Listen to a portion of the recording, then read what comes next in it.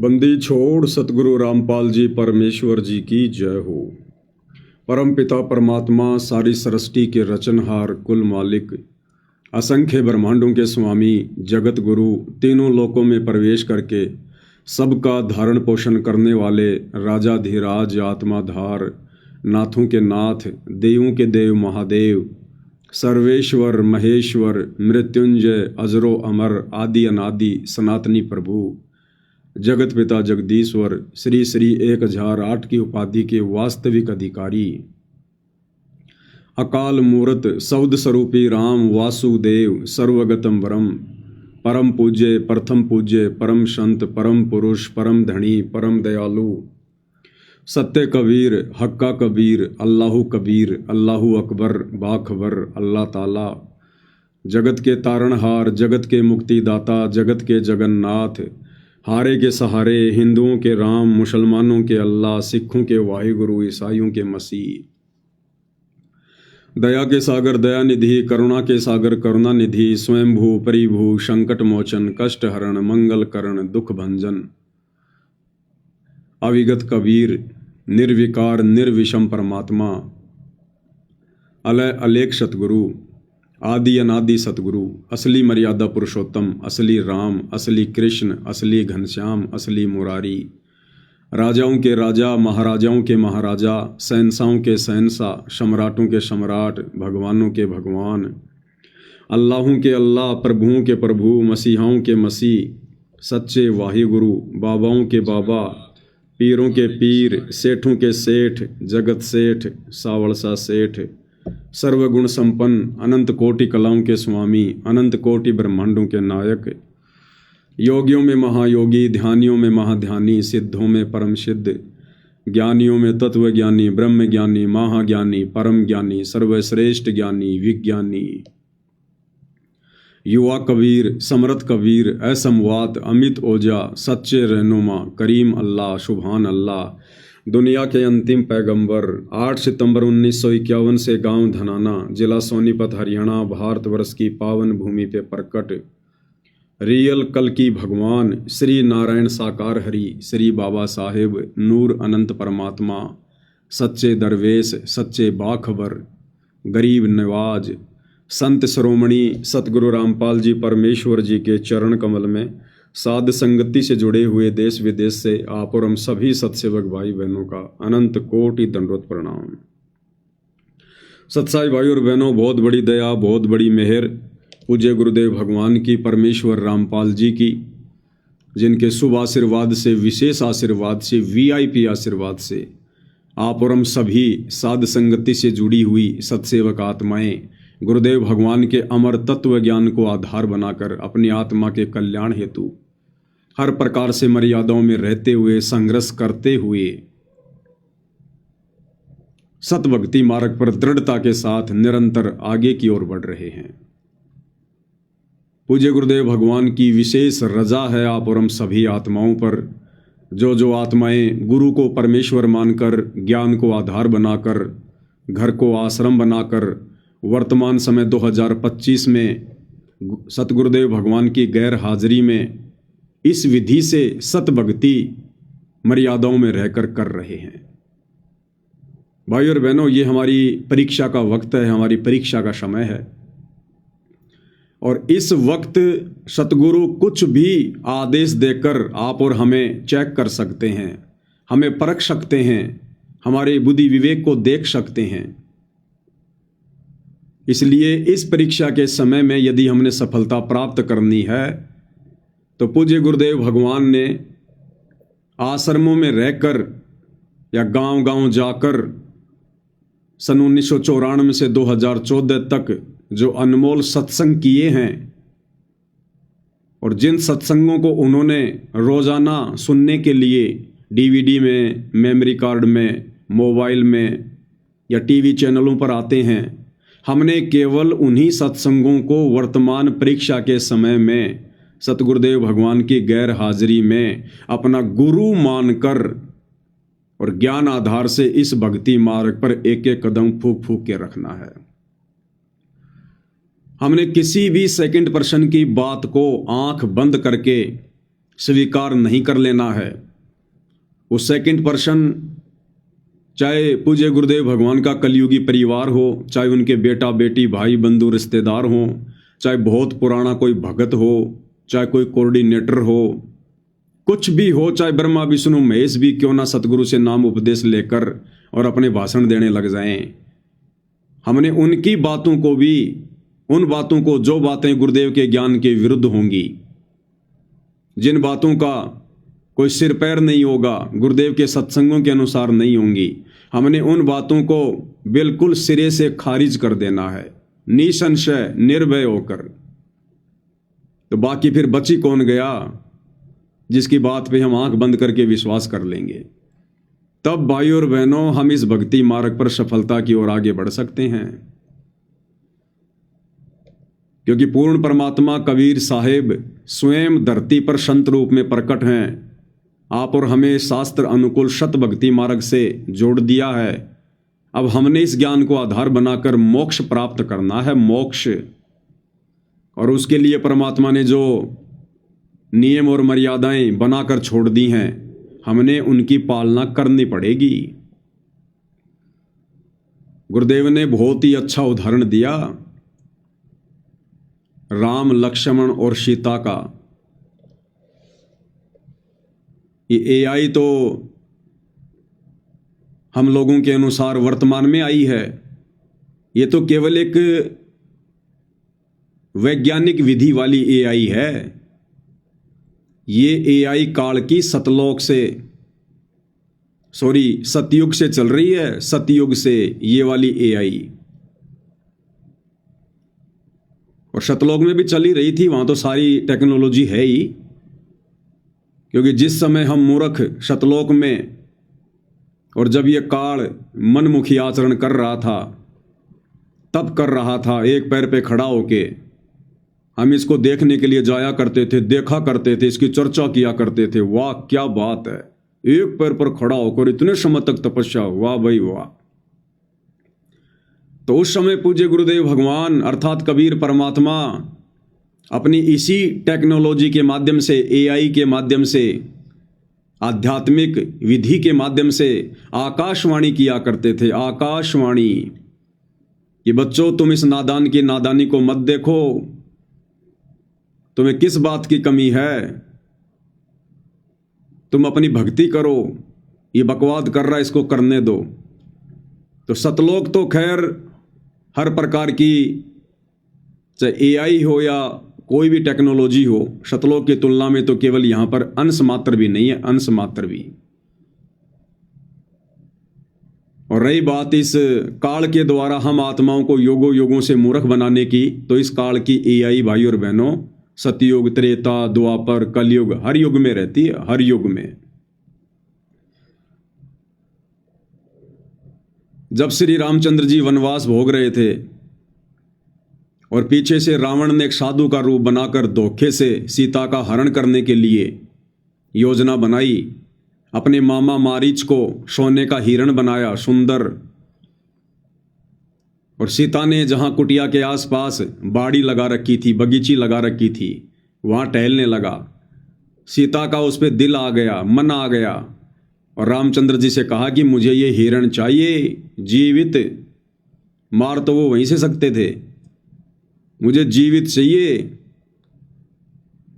अब वो तो मायावी था, वहां से दौड़ लिया, पीछे पीछे रामचंद्र जी दौड़ लिए। रामचंद्र जी ने आने से पहले कह दिया था कि लक्ष्मण ध्यान रखना, ये कोई राक्षसों का षड्यंत्र हो सकता है, तो मेरी चिंता मत करना, और तेरी जो ड्यूटी है सीता की सुरक्षा करने की, वो तू बखूबी निभाना। बोला भैया ठीक है। लेकिन रामचंद्र जी को पता था कि ये सीता जिद की पक्की है, ये मानने वाली नहीं है, ये कुबद करेगी।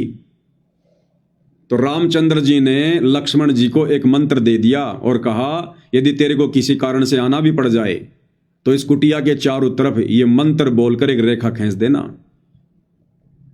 और इसको कह देना कि रेखा से बाहर ना निकले। बोले भैया उसकी नौबत ही नहीं आएगी। रामचंद्र जी चले गए। पीछे से एआई का प्रयोग किया काल ने, एआई का।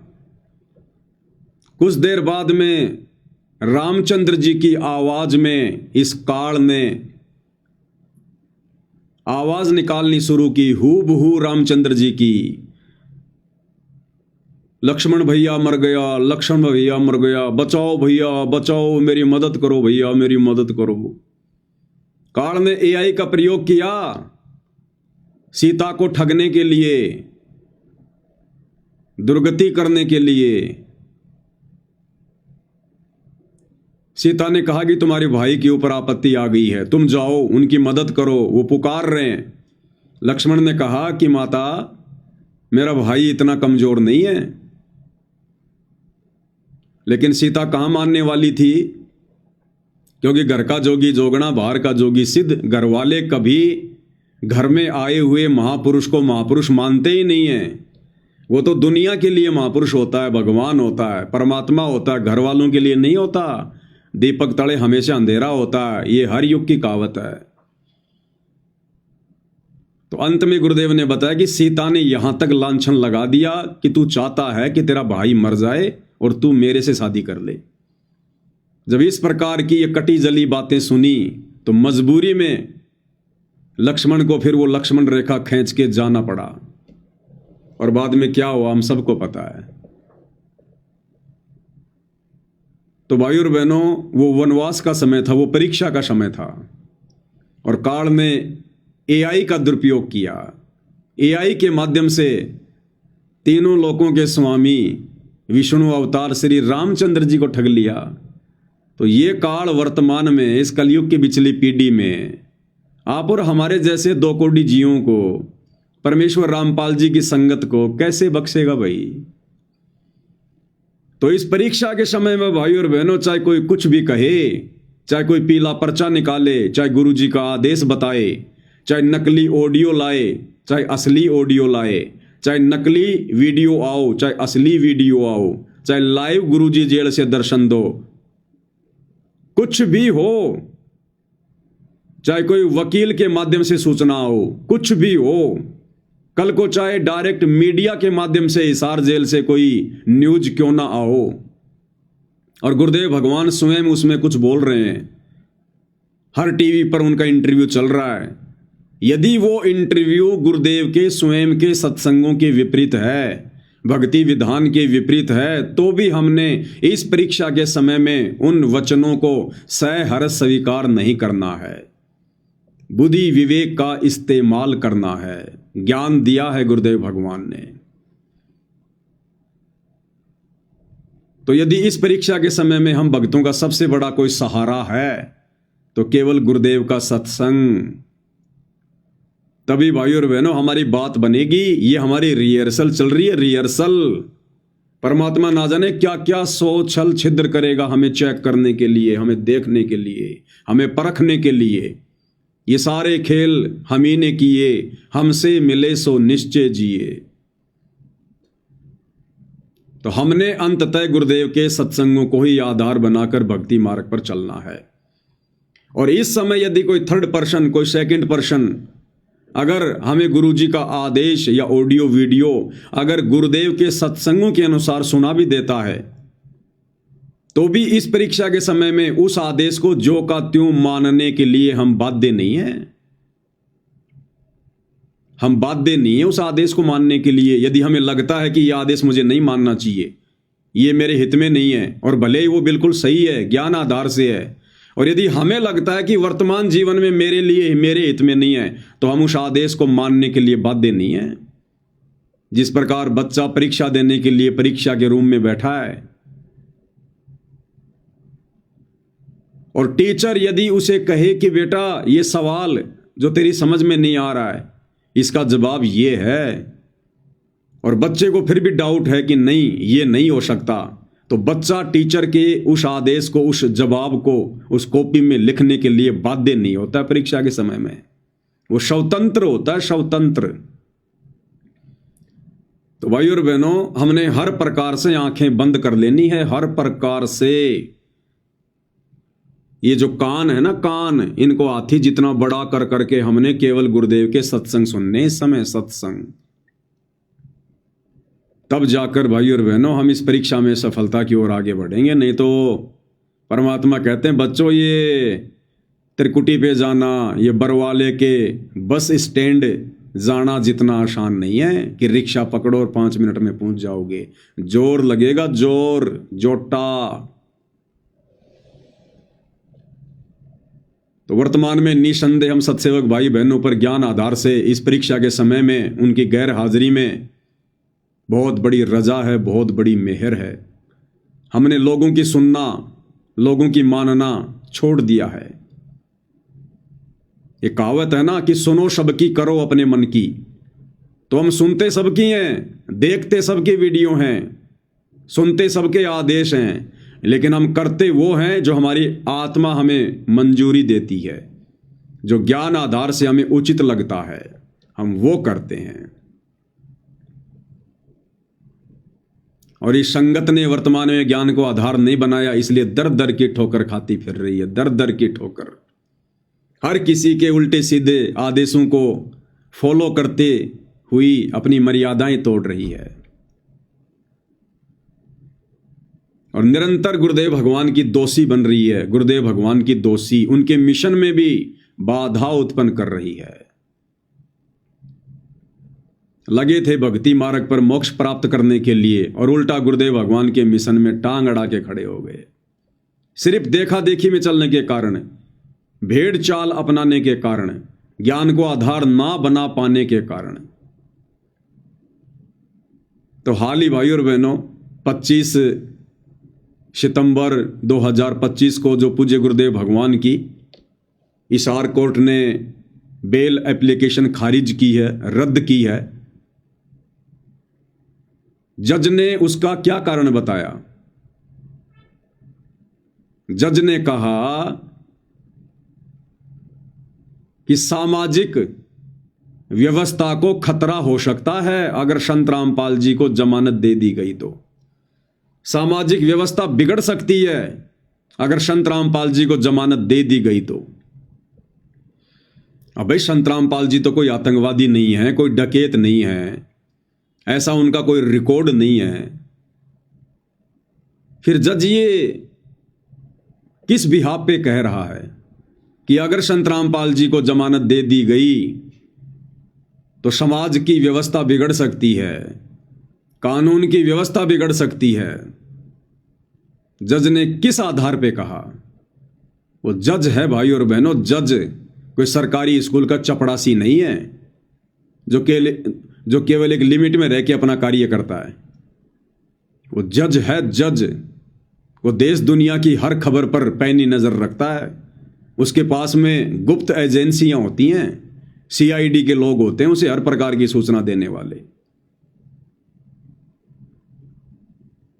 और जज ने कारण क्या बताया सतगुरु रामपाल जी की जमानत कैंसिल का? उनके भगत संगत कि उनके भक्तों का रवैया ठीक नहीं है। आपको न्यूज सुनाते हैं। ये अमर उजाला का है, हिसार न्यूज। देशद्रोह केस में संत रामपाल जी को झटका। कोर्ट ने कहा जमानत देने से सार्वजनिक व्यवस्था गंभीर खतरे में पड़ सकती है। अगर संत रामपाल जी को जमानत दे दी गई तो सार्वजनिक व्यवस्था गंभीर खतरे में पड़ सकती है। गंभीर खतरे में क्यों पड़ सकती है? क्या कारण बताया जज ने? अमर उजाला, अदालत ने संत रामपाल जी की जमानत याचिका खारिज करते हुए टिप्पणी की कि आरोपी की रिहाई से सार्वजनिक व्यवस्था गंभीर रूप से खतरे में पड़ सकती है और न्याय प्रक्रिया बाधित हो सकती है। वर्चुअल पेशी के दौरान भी, वर्चुअल पेशी यानी सामान्य दिनों में सतगुरु रामपाल जी की जो तारीखें पड़ती हैं, जो पेशियां होती हैं, वर्चुअल पेशी के दौरान भी उनके अनुयायियों की बड़ी भीड़ उनकी एक झलक पाने के लिए अदालत परिसर के बाहर जमा हो जाती है। ट्रायल के दौरान देखा गया है। कौन सी ट्रायल?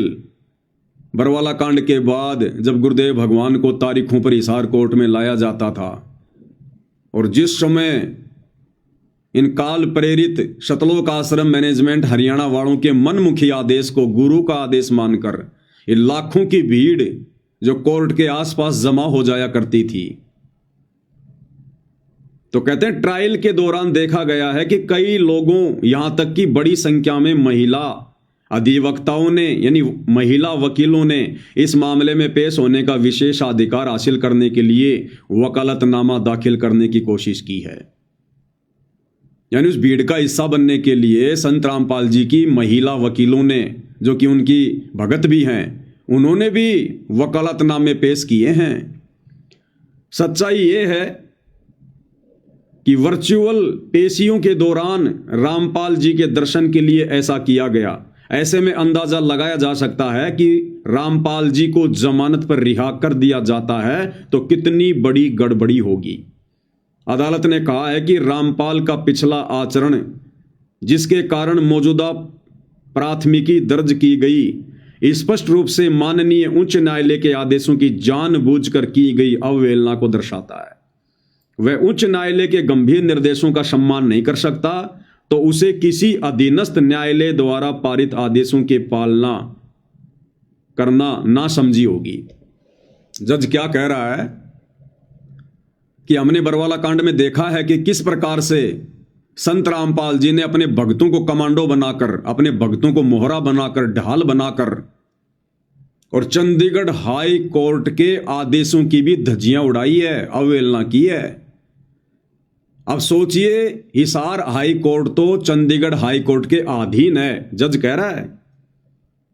तो जज कह रहा है कि जो संत रामपाल जी अपने अनुयायियों को ढाल बनाकर, मोहरा बनाकर और माननीय चंडीगढ़ हाई कोर्ट के आदेशों की अवहेलना कर सकता है, तो हिसार कोर्ट के आदेशों की अवहेलना करने में, यानी कल को जमानत मिलने पर जब वो तारीखों पर आएंगे तो फिर से उनका वही ड्रामा शुरू हो जाएगा।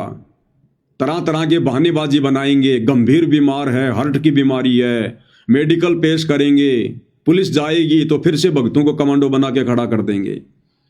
तो कह रहे हैं फिर दोबारा हमारे लिए उनको पकड़ना मुश्किल हो जाएगा, बड़ी मशक्कत करनी पड़ेगी, बड़ा पैसा खर्च होगा, लोग मारे जाएंगे। इस आधार पर जज ने सतगुरु रामपाल जी की जमानत रद्द कर दी। भक्तों का ये गुंडे मवालियों जैसा रवैया देखते हुए, भाई वो जज है, अंध भगत नहीं है कि जैसा किसी कोऑर्डिनेटर ने कह दिया वैसा मान लिया। तो कौन बने बाधक? यही मूर्ख संगत, यही नादान संगत। अब तुम्हें ये बातें समझ में आएंगी कि उस समय हम सत्सेवक भाई बहन वीडियो बना बना के तुम नादान संगत वालों को हिसार की तारीखों पर जाने के लिए क्यों मना किया करते थे। कि आज तुम्हारी ये नादानी, आज तुम्हारे द्वारा जो ये मूर्खता दिखाई जा रही है देखा देखी में, भेड़ चाल में, अरे तुम्हारा क्या काम है हिसार कोर्ट में? वहां तो जजों का और वकीलों का काम है। संगत कोई जज है क्या? संगत कोई वकील है क्या? या भीड़ इकट्ठा करके तुम जज को डरा दोगे? इस प्रकार से जमानत मिलती है क्या? कितना समझाया करते थे हम सत्सेवक वीडियो बना बना के, भाई ये मूर्खता मत करो। ये सतलोक आश्रम वाले काल प्रेरणा से तुम लोगों को हिसार की तारीखों पर भेजकर गुरुजी के लिए मुसीबतें पैदा कर रहे हैं, मुसीबतें। और देख लो आज वही हो गया। आज तुम भक्तों की उन्हीं भीड़ को देखते हुए उस जज की आंखों में आज भी वो भीड़ दिखाई देती है, आज भी जो ये नादान संगत तारीखों पर जाया करती थी, वो भीड़ जज को दिखाई देती है जब भी जमानत देने का समय आता है। और इसी भीड़ को देखकर, संगत की इसी नादानी को देखकर, जो नादानी संगत ने दिखाई थी, हम सत्सेवकों के लाख बार मना करने के बावजूद भी, लेकिन उस समय तो हमें मूर्ख समझा करते थे कि ये तो मूर्ख हैं, पागल हैं, गुरुद्रोही हैं। आज देख लो तुम कितने बड़े दोषी बन के खड़े हो गए अपने भगवान के, कितने बड़े पापी हो तुम। आज तुम लोगों की वजह से, तुम्हारी उस नादानी की वजह से आज गुरुदेव भगवान बारंबार जमानत याचिका लगवाते हैं लेकिन कैंसिल हो जाती है और हिसार जेल में बैठने को मजबूर हैं संगत की मूर्खता के कारण। ये रीजन बताया जज ने, तुम्हारी आंखों के सामने है, आंखों के सामने। और कोई रीजन बताया हो तो पूछ लो अपने कोऑर्डिनेटरों से, पूछ लो सतलोक आश्रम वालों से, गुरुदेव के बेटा बेटी भाई बंधु रिश्तेदारों से कि भाई कम से कम हमें यह तो बता दो, सच तो बता दो, गुरुजी हमारे भी तो कुछ लगते होंगे। क्या हमें सच जानने का अधिकार नहीं है कि गुरुदेव भगवान की जमानत याचिका किस कारण से खारिज हुई है? क्या तुम्हारा अधिकार नहीं है पूछने का? क्या सतगुरु रामपाल जी तुम्हारे गुरु नहीं है? अरे जो तुम इशार की तारीखों पर जाना अपना अधिकार समझा करते थे, तो क्या आज उनकी जमानत क्यों खारिज हुई है यह जानना तुम्हारा अधिकार नहीं है? तुम्हें टपका भी नहीं बताएंगे, टपका भी ये क्या होता है। और ज्यादा जोर जबरदस्ती की तो भाई ये भगत नहीं है, ये गुंडे हैं, गुंडे। तुम्हारी खोपड़ी के बाल उड़ा देंगे ये। इनको भगत समझने की गलती मत कर लेना कभी। भगत के भेष में भेड़िए हैं ये, भेड़िए। तो क्या तुम्हारा अधिकार नहीं है इन लोगों से पूछने का? पूछा कभी किसी ने आज तक कि गुरुजी की जमानत क्यों कैंसिल हो गई? तुम्हें तो यहां तक सूचना नहीं दी गई कि गुरुजी की जमानत कैंसिल हो गई। क्यों हुई ये तुम्हें कहां से बताएंगे? और तुम इनके न्यूज चैनल को सब्सक्राइब करवाने के लिए गांव गांव जो है वो डोल रहे थे, घूम रहे थे, तुम भटक रहे थे। किसान न्यूज चैनल को सब्सक्राइब करो, बस यही न्यूज चैनल है दुनिया में जो सच दिखाएगा। अरे तो भक्तों को भी सच नहीं दिखा रहा, जगत को क्या खाक दिखाएगा? तो आज तुम संगत वालों की मूर्खता के कारण गुरुदेव भगवान ने एक बार फिर से हिसार जेल में बैठने को मजबूर हैं। तुम दोषी बन रहे हो, दोषी। ये काल तुम्हें दो तरफा खा रहा, दो तरफा। एक तरफ तो इन आश्रम वालों में कुप्रेरणा करके, इनकी बुद्धि भ्रष्ट करके और तुम्हारे से भक्ति विरुद्ध कुकर्म करवा के, राजनीति जैसे घटिया कर्म करवा के, आन उपासना में सहयोग करवा कर एक तरफ तो तुम्हारी वहां कर्म फोड़ रहा है और दूसरी तरफ गुरुदेव भगवान की जमानत में बाधा उत्पन्न करवा कर तुम्हें दो प्रकार से ठग रहा है ये काल, दोनों साइड से। और तुम सतलोक जाने की उम्मीद कर रहे हो। तुम नादान संगत वालों ने तो गुरुदेव भगवान को हिसार जेल में खून के आंसू रुलाए, खून के आंसू। इसीलिए वो परमात्मा बाहर नहीं आ रहा, क्योंकि ये मूर्खता तुम अब भी नहीं छोड़ रहे, अब भी नहीं छोड़ रहे तुम।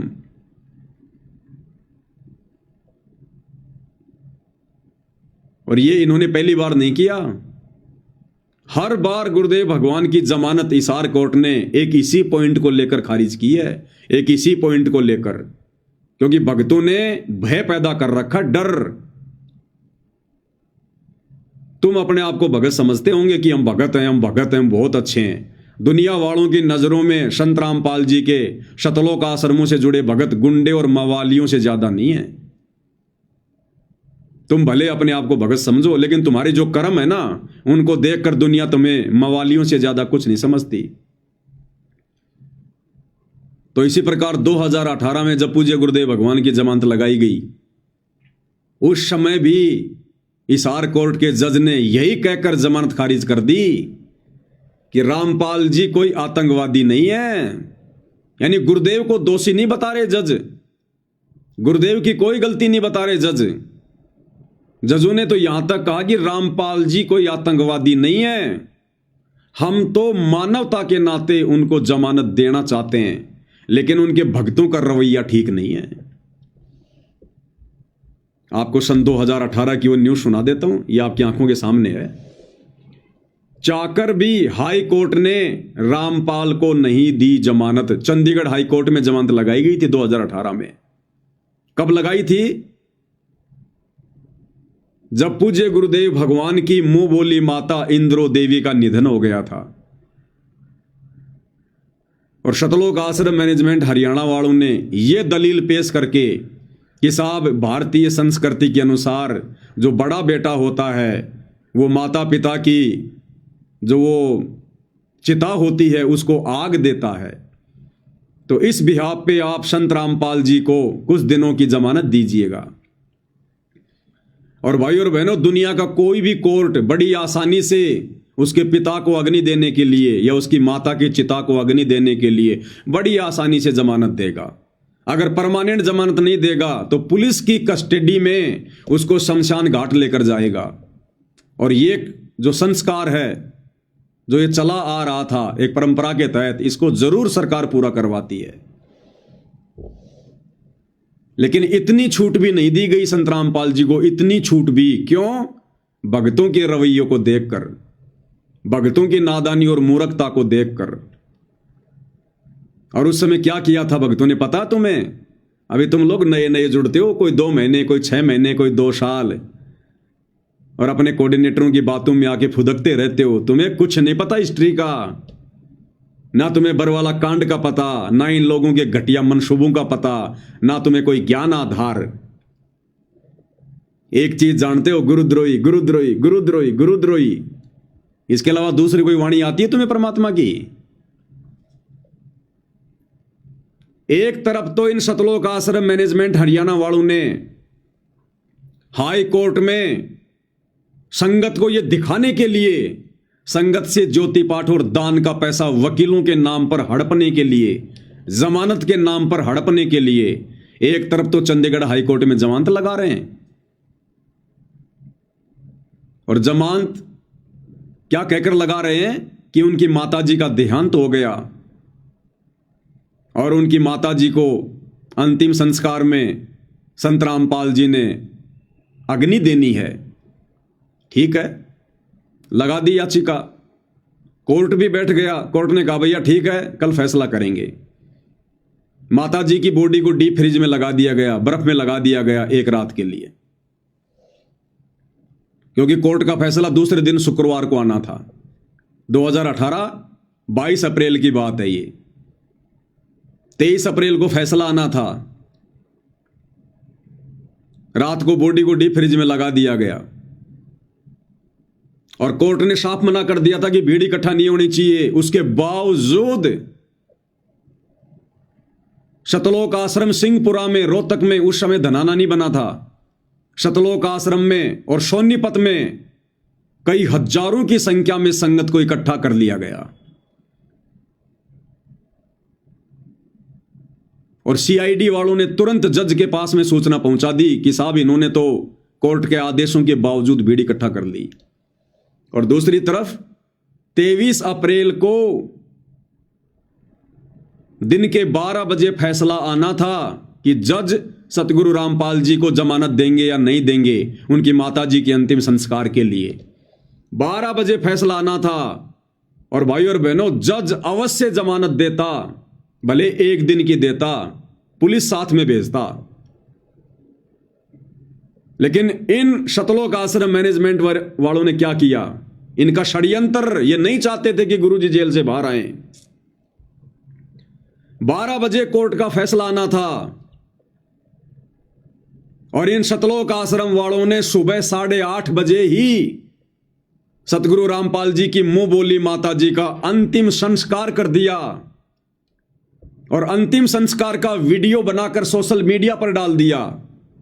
सीआईडी वाले तो चारों तरफ थे, उन्होंने तुरंत वो वीडियो जजों को भेज दिया। और जज ने देखा भैया जिस काम के लिए मैं जमानत देने वाला था आज, वो काम तो इन्होंने कर दिया। अब सतगुरु रामपाल जी की बाहर क्या आवश्यकता है? उनकी माताजी का अंतिम संस्कार तो उनके छोटे भाई ने कर दिया, महेंद्र ने, जो भगोड़ा बन के घूम रहा है। तो सीधे सीधे जज ने सतगुरु रामपाल जी की जमानत को कैंसिल कर दिया। अब बताओ भाई और बहनों, अरे क्यों उस डेड बॉडी को रात को फ्रिज में रखा? अगर दूसरे दिन कोर्ट का फैसला आने से पहले ही अगर आपने यह कार्य करना था तो कम से कम फैसला तो आने देते जज का। 12 बजे तक का तो इंतजार करते।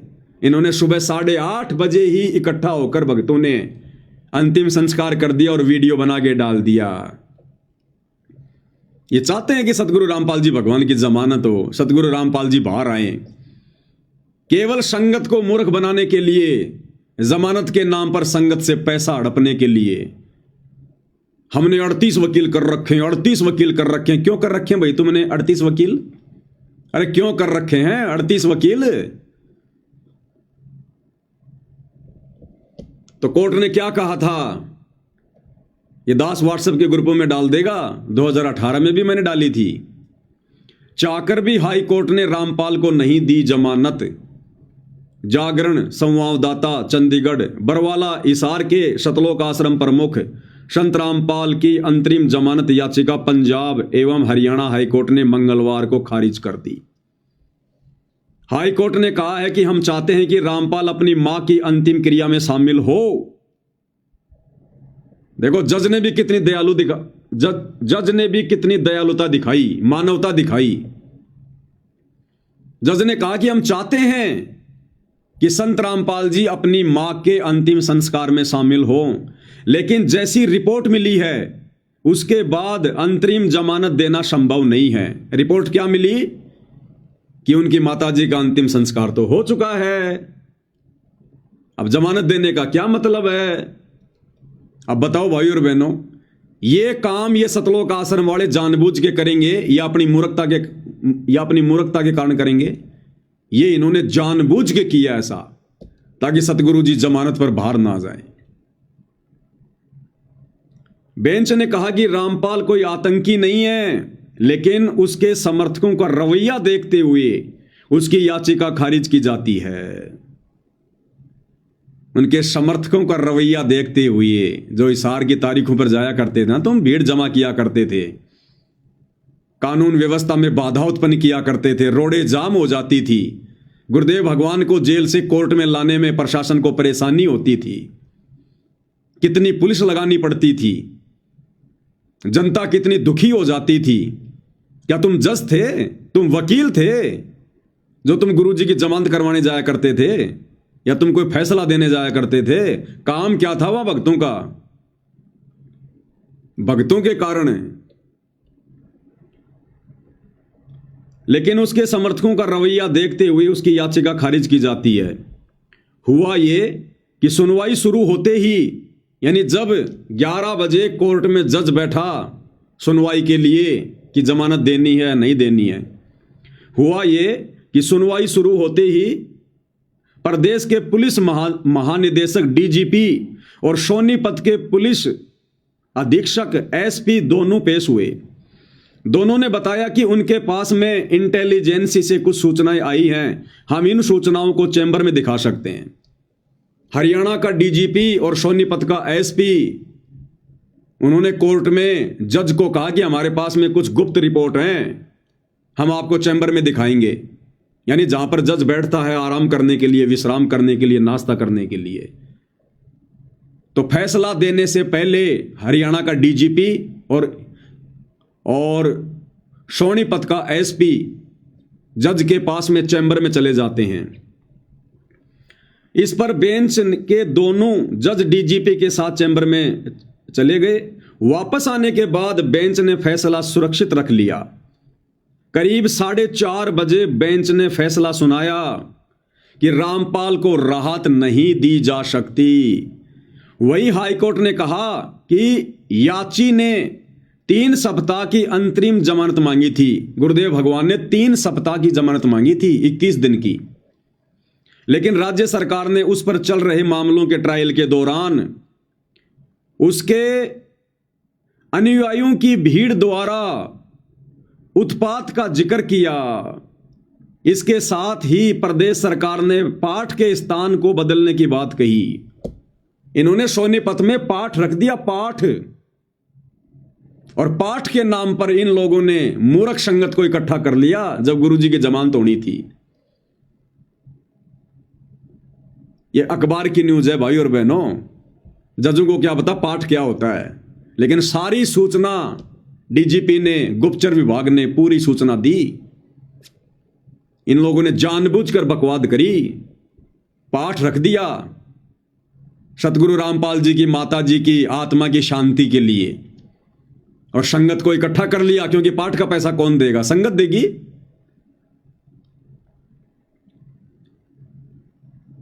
वही हाईकोर्ट ने कहा कि याची ने 3 सप्ताह की अंतरिम जमानत मांगी थी, लेकिन राज्य सरकार ने उस पर चल रहे मामलों के ट्रायल के दौरान उसके अनुयायियों की भीड़ द्वारा उत्पात का जिक्र किया। इसके साथ ही प्रदेश सरकार ने पाठ के स्थान को बदलने की भी बात कही। डीजीपी बोले समर्थकों को संभाल पाना मुश्किल होगा, क्योंकि बरवाला कांड में भक्तों का रवैया देख रखा था इन लोगों ने, कैसे पुलिस वालों पे पत्थर मार रहे थे, पेट्रोल बम फेंक रहे थे, बंदूकें ले लेके, काले कपड़े पहन के, कमांडो बन के। तो डीजीपी ने कहा कि साहब इनके भक्तों को संभालना बड़ा मुश्किल होगा। डीजीपी ने कोर्ट में कहा कि अगर रामपाल को उसकी मां के अंतिम पाठ में शामिल होने की इजाजत दी गई तो वहां उनके समर्थक एकत्रित होंगे। सुरक्षा के प्रबंध के बावजूद हजारों समर्थकों को संभालना मुश्किल हो जाएगा। ऐसे में लाठी चार्ज व अन्य तरीके भी शायद नाकामी साबित हों। रामपाल के अनुयायियों ने एक लंबे समय से रामपाल को नहीं देखा है, वे उसकी एक झलक के लिए हिंसक हो सकते हैं, यानी वो गुंडागर्दी कर सकते हैं, अपना आपा खो सकते हैं। सही कह रहे हैं ये लोग, क्योंकि इन्होंने बरवाला कांड में देखा है कि भगत किस प्रकार से हिंसक हो गए थे, अपना आपा खो के किस प्रकार से लड़ाई झगड़ा कर रहे थे। 300 पुलिस वालों को घायल कर दिया था। अरे पुलिस वाले तो लड़ाई कर सकते हैं, मार सकते हैं, पीट सकते हैं, वो भगत नहीं है। वो तो कोर्ट के आदेश की पालना कर रहे थे। हम भगतों को कब आदेश दिया गुरुजी ने पुलिस वालों को डंडे मारने का, वो पत्थर मारने का, पेट्रोल बम फेंकने का, आग जला के मशाल ले लेकर छाती पीट पीट कर पुलिस वालों को ललकारने का? यह दास तो वहां मौजूद था। तो देख लिया भाई और बहनों आपने, इस प्रकार से ये काल परमात्मा के विरुद्ध खड़ा करके अपनी सूक्ष्म चाल चल के और संगत के क्रम फुड़वाता है। और हम सत्सेवक चिल्ला रहे थे वीडियो बना बना के, ऑडियो डाल डाल के, मत जाओ तारीखों पर, मत जाओ तारीखों पर। भाई तुम्हारा क्या काम है तारीखों पर? तुम गुरुदेव के लिए परेशानी पैदा कर रहे हो। तुम इन आश्रम वालों की चाल को समझ नहीं रहे। ये नहीं चाहते कि गुरुजी आ जाएं। अगर गुरुजी आ गए तो इनको पैसा कौन देगा, इनको ज्योति पाठ कौन देगा? सब अपने गुरुजी के हाथ में देंगे, इनकी चौधर इनके हाथों से चली जाएगी। ये मनमानी नहीं कर पाएंगे, राजनीतियां नहीं कर पाएंगे, इनके ऊपर अंकुश लग जाएगा। और मन कभी भी अंकुश में रहना पसंद नहीं करता, क्योंकि ये मन के अधीन है। लेकिन किसी ने नहीं सुनी और भगवान के दोषी बनते चले गए। और इसी कारण से तारीखों पर आते जाते समय कभी 10 मर रहे हैं, कभी 12 मर रहे हैं एक साथ, 12 एक्सीडेंट में। कोई ट्रेन के नीचे आके मर रहा है, कट रहा है, कोई घर पर ही नहीं पहुंचा। और नेपाल से एक बिंदिया बहन इसार की तारीख पर आई थी 2018 में, और इसार के मटका चौक पर उसको फांसी लगा दी गई। फांसी सिर्फ गुरुजी की जमानत को रुकवाने के लिए, गुरुजी पर और मुकदमे लगवाने के लिए। ये सारे हथकंडे इन आश्रम वालों ने अपनाए। इन आश्रम वालों ने मना किया करते थे, मत जाओ तारीखों पर, मत जाओ तारीखों पर। आने वाले समय में तुम्हारी ये मूर्खता गुरुजी के लिए बाधा उत्पन्न करेगी। ना ना, जाएंगे तारीखों पर, दर्शन करेंगे गुरुजी के। अरे दर्शन से मोक्ष होता है क्या? तुम मर्यादा में हो नहीं, भक्ति कर नहीं रहे, दर्शन करके तुम मोक्ष प्राप्त कर लोगे। 650 साल पहले भगवान 120 साल तक धरती पर रहे, रोजाना सुबह शाम भक्तों को दर्शन दिया करते थे। हो गए पार। जाएंगे तारीखों पर, जाएंगे तारीखों पर, ले लो प्रसाद। गुरु के लिए भी बाधा उत्पन्न और खुद भी अपना सत्यानाश। 13 भगत मरे एक साथ एक्सीडेंट में, तारीखों पर जाने वाले 13। दास आपको अक्सर वीडियो दिखाता रहता है। महाराष्ट्र के लातूर जिले से दो मिनी बसों में भगत भरकर, जिनमें बच्चे, महिला, बुजुर्ग, औरत, और इसार की तारीख पर गुरुजी के दर्शनों के लिए, कि गुरुजी का आदेश है। महाराष्ट्र से चले थे 2 बसें भर के। राजस्थान के नागौर में सुबह 3 बजे सामने से बैल आ गया, बैल। और वो गाड़ियां, दोनों गाड़ियां जो आगे पीछे थी, दोनों गाड़ी एक्सीडेंट हो गई, पेड़ से जा टकराई। 13 भगत मरे ऑन द स्पॉट। 13 भगत दुर्गति से तड़प के। सुन लो ये न्यूज।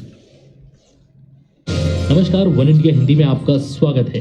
राजस्थान के नागौर में शनिवार तड़के बड़ा हादसा हो गया। नागौर के कुचामन सिटी के पास 2 मिनी बसें बेकाबू होकर पेड़ से टकरा गई। इस हादसे में 12 लोगों की मौत हो गई, जबकि दर्जन भर लोग घायल हैं। घायलों को स्थानीय अस्पताल में भर्ती कराया गया है। पुलिस के मुताबिक महाराष्ट्र के लातूर और सोलापुर के लोग 2 मिनी बस में सवार होकर हरियाणा के हिसार जा रहे थे। बस किशनगढ़ हनुमानगढ़ मेगा हाईवे से कुचामन सिटी के पास से गुजर रही थी। तभी सामने लावारिस गौवंश आ गए। इन्हें बचाने की कोशिश में एक मिनी बस बेकाबू हो गई और सड़क किनारे खिजड़ी के पेड़ से जा टकराई। उसके पीछे चल रही बस भी बेकाबू हो गई और पेड़ से टकरा गई। वहीं इस दर्दनाक हादसे में एक बच्ची और 4 महिलाओं समेत 12 लोगों की मौत हो गई। वहीं दोनों बसों में सवार यात्रियों में से 10 लोग घायल हैं, जिनमें से 6 की हालत बेहद गंभीर बताई जा रही है। फिलहाल इस खबर में इतना ही। तमाम अपडेट्स के लिए बने रहिए वन इंडिया हिंदी के साथ। ले लिया प्रसाद, हो गया मोक्ष, करवा लिया मोक्ष। हिसार भी नहीं पहुंच पाए, राजस्थान से मोक्ष हो गया। मनमाना आचरण, भेड़ चाल, देखा देखी। सतगुरु ने ज्ञान दिया, जबरदस्ती नहीं करेगा और जबरदस्ती करने वालों की रक्षा भी नहीं करेगा। काल के साथ एग्रीमेंट है कि भगवान आप नीचे जाना, जबरदस्ती ना करना। जो आपका ज्ञान समझे उसको सतलोक ले जाना। तो ये सतगुरु के ज्ञान में ये तारीखों पर जाना। अरे सतगुरु ने हमें एक नेक नागरिक बनाया है, सभ्य नागरिक बनाया है, आदर्श नागरिक बनाया है। और नेक नागरिक कभी भी इस प्रकार की हरकतें नहीं करता।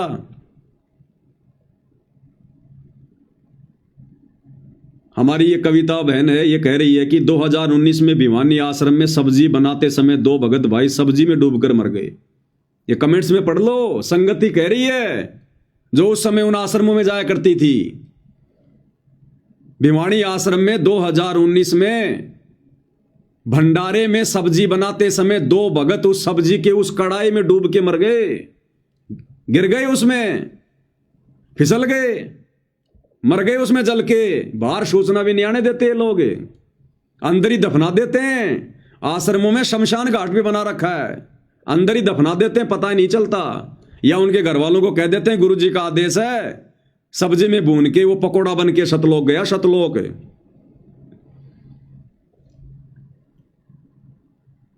दूसरा कमेंट्स कर रही है एक कविता बहन, भिवानी से हिसार जाते समय तारीख पर ऑटो पलटने से कई बार दुर्घटना हो चुकी है। बहुत मरे भाई और बहनों, कम से कम 400-500 भक्तों की मौत, अकाल मौत, दुर्गति से मौत। 2014 बरवाला कांड के बाद 2014 से 2019 तक, जब तक ये कोरोना नहीं आया था, 2020 तक इन आश्रम वालों के मनमाने आदेशों की वजह से हिसार तारीखों पर, रोहतक तारीखों पर आने जाने वाले कम से कम 400-500 भक्तों की अकाल मौत हो चुकी है। ये मोक्ष प्राप्त करेंगे क्या? इनके तो आने वाले समय में दुर्गति होगी, दुर्गति। इसलिए गुरु दुखी है। दर्शन से मोक्ष होगा। 2018 या 19 की बात है, इन्होंने जो रोहतक में पशु मेला ग्राउंड में कबीर प्रकट दिवस मनाया था, कितनी भयंकर बारिश आई थी, तूफान आया था, इनकी सारी योजना धरी धरी रह गई। बोले गुरुजी का आदेश है, गुरुजी का आदेश है। इतना भयंकर तूफान आया, इनके भंडारे को जो है चकनाचूर कर दिया। भगत चप्पल जूते के बिना गए थे अपने घरों पर, चप्पल जूतों के बिना। ट्रोलियां चप्पल जूतों की भर भर के बाहर फेंक के आनी पड़ी थी। वो लड्डू जलेबी तुम्हारी धरी की धरी रह गई थी, तुम्हारे टेंट उखड़ गए थे। गुरु जी का आदेश है। अरे गुरु के आदेश मिलने के बाद में काल अपना तांडव मचाएगा।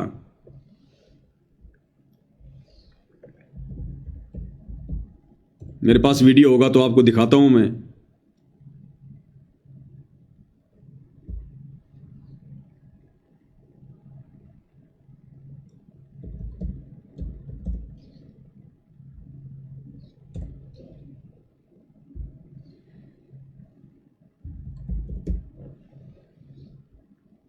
ये रहा रोहतक पशु मेला ग्राउंड का 2018 में कबीर प्रकट दिवस मनाए थे इन्होंने, गुरुजी का आदेश बताकर, और काल ने ऐसी की तैसी कर दी पूरे भंडारे की।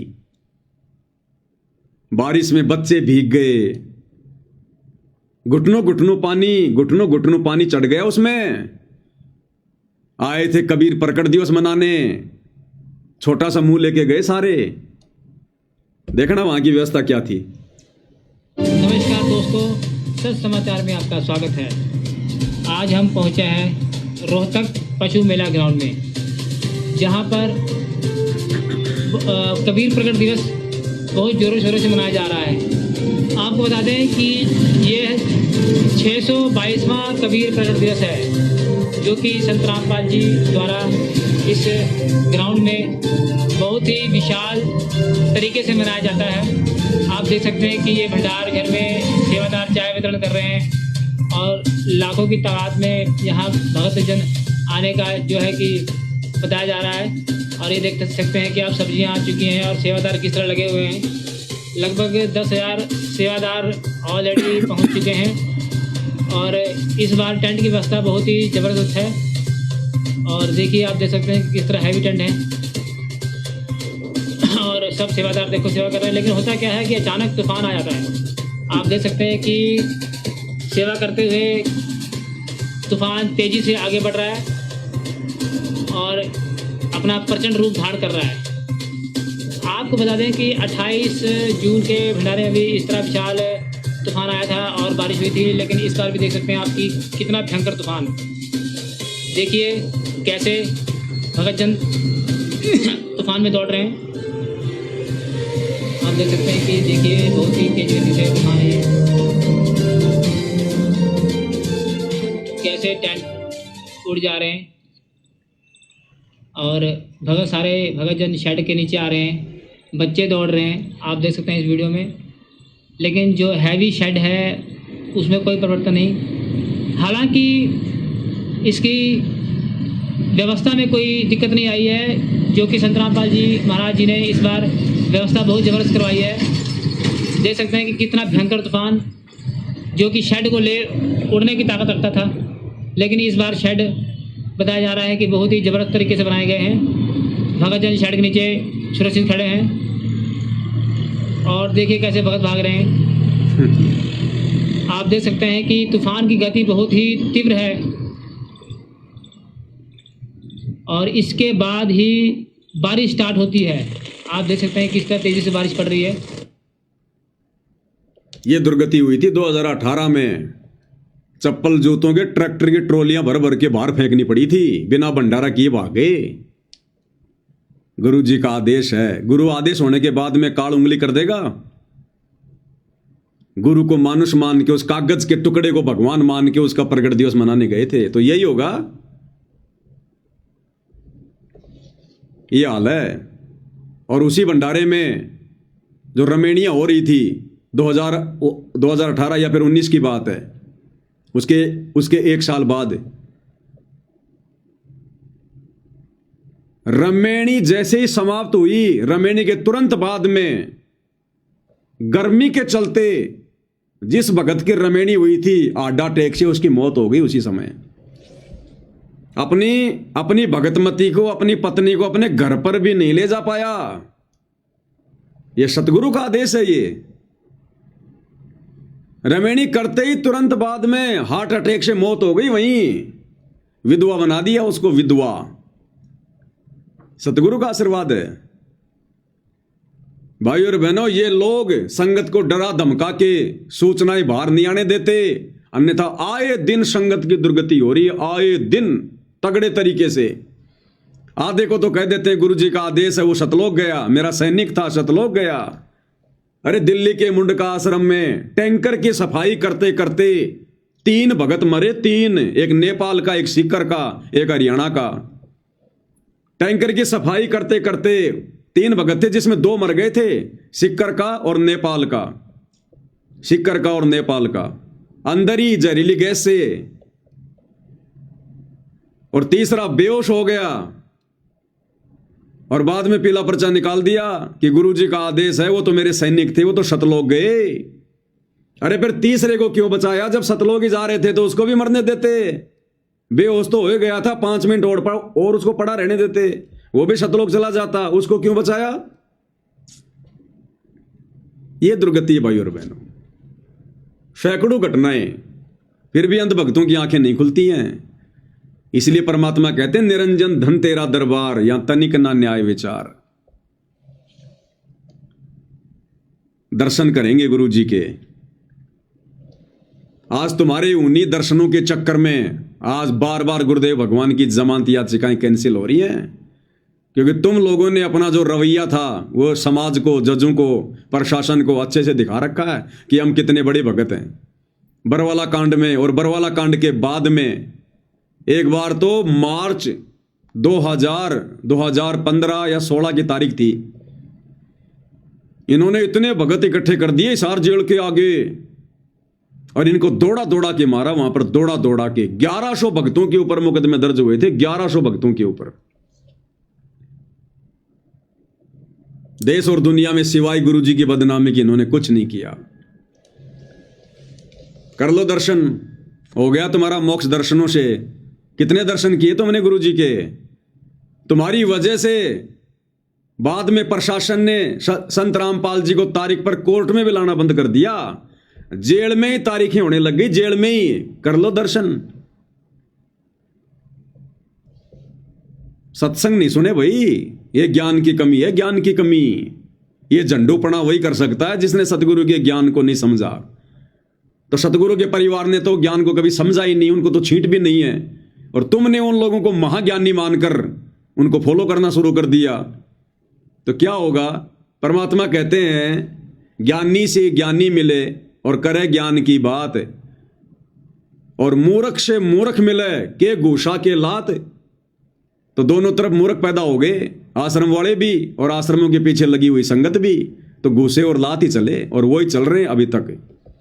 और गुरुदेव भगवान ने क्या बताया सत्संगों में कि दर्शनों से मोक्ष नहीं होता है। मेरी ही महिमा ये चारों वेद गा रहे हैं, सुना रहे हैं। परमात्मा ये करता है, परमात्मा ये करता है, परमात्मा ऐसी लीला करता है। लेकिन मेरे पाने की विधि वेदों में वर्णित नहीं है। अब यहां दो प्रश्न उठते हैं कि एक तो परमात्मा सामने बोल रहे हैं, कह रहे हैं, प्रत्यक्ष खड़े हैं, फिर कहते हैं मुझे पाने का तरीका वेदों में नहीं है। अब इससे क्या सिद्ध होता है कि परमात्मा के दर्शन कर लेने से मोक्ष नहीं, परमात्मा के द्वारा दिए गए उस भक्ति की कमाई करने से मोक्ष होगा। नहीं तो परमेश्वर 120 वर्ष रहे, जिनको अच्छी आत्माओं ने भी दे दर्शन किए, बुरा ने भी किए, जो उनके विरोधी थे उन मार मार कर रहे थे उनके पीछे, उन्होंने भी दर्शन किए। दर्शन से मोक्ष नहीं है, परमात्मा के उस मंत्र से मोक्ष है। मोक्ष का मीन है कि जैसे हम परमात्मा ने हमें विधि बताई है वह कमाई कराएंगे, उस राम नाम के धन को जोड़ेंगे उस भक्ति की शक्ति, योग के बलते, भक्ति के बल से, उस राम नाम की कमाई की शक्ति से हम सतलोक जाएंगे। वहां जाकर के हम परमानेंट सुखी हो जाएंगे। उसको प्रभु प्राप्ति कहा जाता है। परमात्मा यहाँ आए, सभी को प्राप्त थे, दर्शन भी होते थे, लेकिन मोक्ष कोई नहीं, मुक्त कोई नहीं हुआ, क्योंकि हमने परमेश्वर के उस ज्ञान पर विश्वास नहीं किया, न उनके द्वारा दी गई भक्ति की साधना की। तो परमात्मा के नाम से मोक्ष होगा, केवल दर्शन मात्रता नहीं। तो उस समय देखा देखी में, भेड़ चाल में, कोऑर्डिनेटरों के कहने पर हिसार तारीखों पर जाने के बजाय अगर घर बैठकर ध्यान से सत्संग सुनते तो तुम्हारा भी भला होता, और सतगुरुदेव भगवान की कानूनी जो प्रक्रिया है उसमें भी बाधा उत्पन्न नहीं होती। लेकिन तुमने अपना भी काम बिगाड़ा और गुरुदेव के लिए भी परेशानी उत्पन्न कर दी। इसलिए परमात्मा कहते हैं बिना सोचे समझे जो करे पाछे सो पछताए, और काम बिगाड़े आपना और जग में होत असहाय। खुद की भी बेइज्जती और संसार में भी बड़ी हंसी करवाता है। कर लो दर्शन, ले लो मोक्ष। दर्शनों से मोक्ष मिलेगा। अगर दर्शनों से मोक्ष मिले तो संगत को तो कई साल हो गई दर्शन नहीं हो रहे। और जिस जेल में गुरुदेव भगवान बैठे वहां के कैदियों को तो सारा दिन दर्शन होते हैं। उन पुलिस वालों को तो दिन में कई कई बार दर्शन होते हैं। चले गए सारे सतलोक, वो तो पार हो गए होंगे सारे के सारे कैदी। ये हमारी मूर्खता है, मूर्खता। और जब तक ये मूर्खता संगत दिखाती रहेगी, भाई सतगुरु प्रसन्न नहीं होने वाला, सतगुरु प्रसन्न नहीं होने वाला। और अब इस 25/9/2025 वाली जमानत के कैंसिल होने के बाद जो वकील हैं वो कह रहे हैं हम हाई कोर्ट में जाएंगे। हाई कोर्ट में क्या करोगे भाई? हाई कोर्ट में जाके, अरे क्या करोगे हाई कोर्ट में जाके? ये कहते हैं हम जो भी करते हैं गुरु जी के आदेश से करते हैं, गुरु जी के आदेश के बिना हम आश्रम वाले एक कदम भी आगे नहीं बढ़ते। अरे तो गुरु जी से पूछ लो ना एक बार हाथ जोड़ के कि गुरु जी आप कब बाहर आओगे, उसी दिन आपकी जमानत लगाएं। क्यों बार बार जमानत लगा के कैंसिल करवा रहे हो? अरे गुरु जी से प्रार्थना कर लो ना, गुरु जी तो समर्थ हैं, भगवान है, अंतर्यामी है, उनको तो पता है। तो जमानत लगाने से पहले गुरुजी से पूछ लो, ताकि गुरुजी तुम्हें बता दें कि बेटा अब की बार जमानत नहीं मिलेगी, मैंने मेरी दिव्य दृष्टि से देख लिया है। क्योंकि हिसार जेल में बैठकर जब गुरुजी ये देख सकते हैं कि कौन गुरुद्रोही है, तो गुरुजी ये नहीं देख सकते कि मेरी जमानत होगी कि नहीं होगी। और जब गुरुजी कह दें कि हाँ भाई अब की बार मैंने देख लिया मेरी जमानत होगी, अरे तो उसी दिन जमानत लगाओ ना। क्यों बार बार इस जमानत का ड्रामा कर रहे हो तुम? क्यों नादान संगत को मूर्ख बना रहे हो तुम? होशियार बन रहे हो कि हम गुरुजी के पक्ष में हैं, हम गुरुजी को बाहर निकालना चाहते हैं, देखो हम गुरुजी की जमानत लगा रहे हैं, और रुकवा भी देते हो। तो भाई हाईकोर्ट में जाके क्या करोगे? पहले गुरुजी से अर्ज कर लो, गुरुजी से प्रार्थना कर लो। अगर तुम्हारे दिमाग में ये बात नहीं आई है तो अरे वकीलो तुम गुरुजी के पास तो जाते हो मिलने। संगत को कहा जाता ना कि आज वकीलों की मिलाई थी, गुरुजी ने वकीलों के माध्यम से यह आदेश भेजा है। अरे तो भाई वकीलो हिसार जेल में जाओ, तुम्हें विधि बता रहे हैं, हिसार जेल में जाओ, सतगुरु जी को दंडवत प्रणाम करो, उनसे अर्ज करो, विनती करो। लेकिन तुम दंडवत प्रणाम नहीं करोगे, तुम्हारी काली पैंट सफेद शर्ट मिट्टी में गंदी हो जाएगी। भाई आसपास के लोग देखेंगे तो क्या कहेंगे? ओहो ये वकील भी संत रामपाल जी को दंडवत कर रहा है। संत रामपाल जी के मुकदमों में ज्यादातर उनके भगत वकील हैं, और जब जेल में मिलने जाते हैं दंडवत तक नहीं करते, दंडवत तक शर्म के मारे। तो भैया अगर उनको प्रसन्न करना है तो गीता जी अध्याय 4 श्लोक 34 में लिखा है कि सर्वप्रथम आधीनी से उस तत्वदर्शी संत को दंडवत कर, झुक के प्रणाम कर, तब तुझे वो तत्व ज्ञान का उपदेश करेंगे, तब तुझे कोई मार्गदर्शन देंगे। तो दंडवत प्रणाम करो जाके और अर्ज करो कि हे परमेश्वर आप कब दया कर रहे हैं बाहर आने की, परमात्मा उसी समय हम जमानत लगाएं, वरना बार बार कैंसिल हो रही है। तो जब गुरु जी कह दें कि बच्चों फला फला दिन तुम मेरी जमानत लगाओ, इस समय जमानत हो जाएगी, बहुत अच्छी बात है। क्योंकि 7 वचन पलटे नहीं, चाहे पलट जाए ब्रह्मांड, सतगुरु के वचन तो फैल हो ही नहीं सकते। और तुम ये कहते हो कि हम तो हर बार गुरु जी से पूछ के जमानत लगाते हैं, तो फिर संत के वचन कैसे फैल हो रहे हैं भाई? फिर संत के वचन कैसे फैल हो रहे हैं? फिर जमानत कैसे कैंसिल हो रही है? जज परमात्मा से बड़ा हो गया क्या? सारे काम तुम मनमुखी रूप से करते हो, गुरु को मानुष मान के।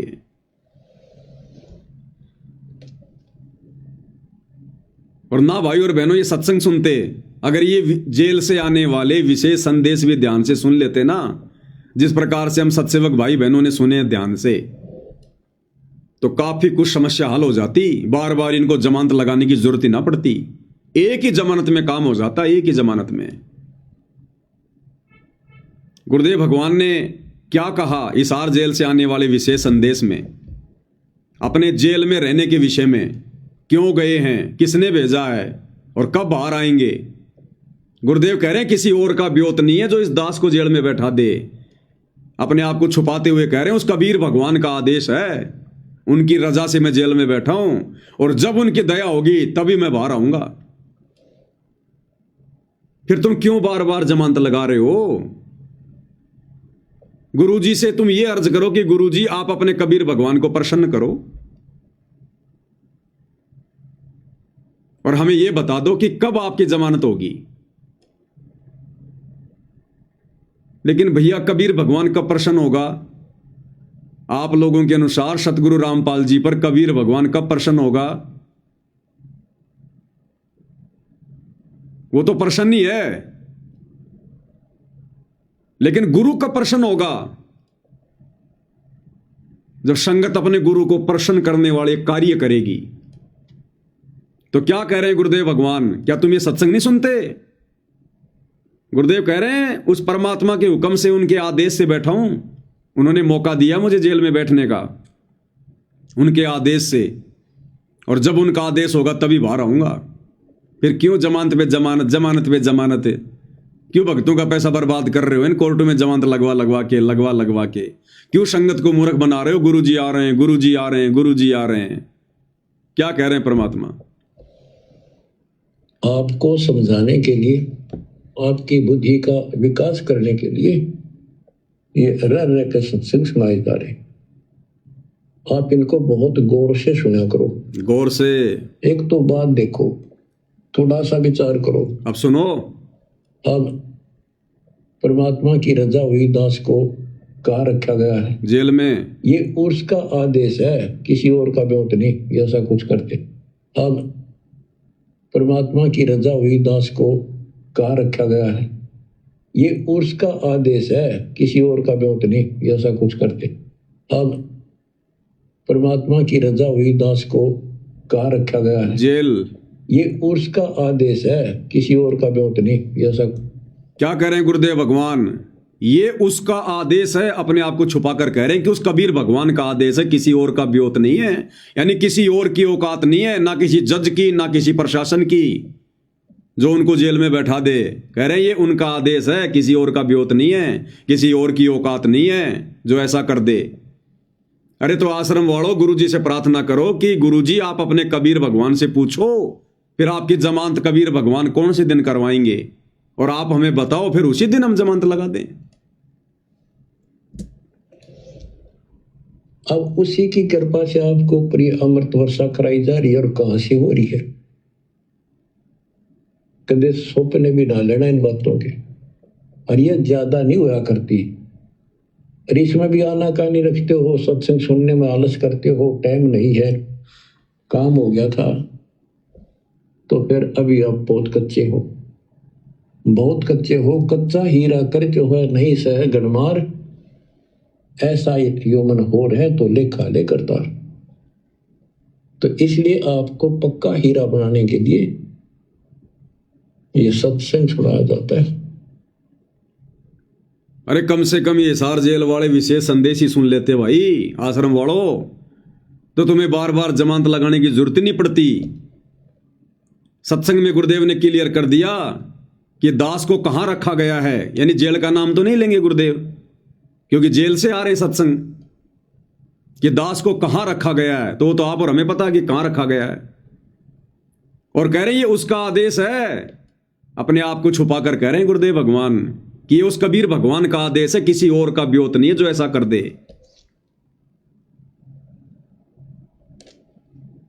हाई कोर्ट में जमानत लगाएंगे, तुम चाहे सुप्रीम कोर्ट में चले जाओ, तुम चाहे इंटरनेशनल कोर्ट में चले जाओ, जब तक ये भगवान प्रसन्न नहीं होगा। और भगवान प्रसन्न होगा भक्तों की भक्ति देखकर, भक्तों की मर्यादा देखकर, उनका आचरण देखकर, उनका भक्ति भाव देखकर।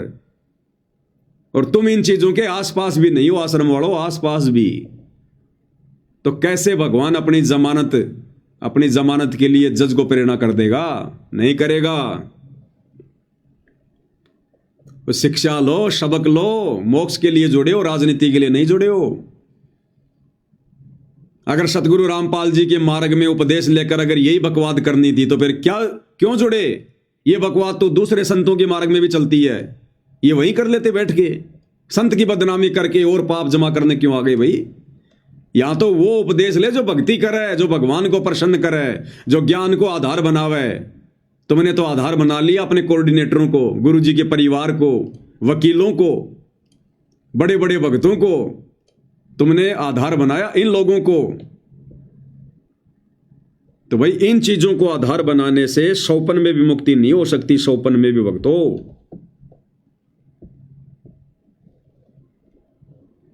अब तुम्हें किस विधि से समझाएं?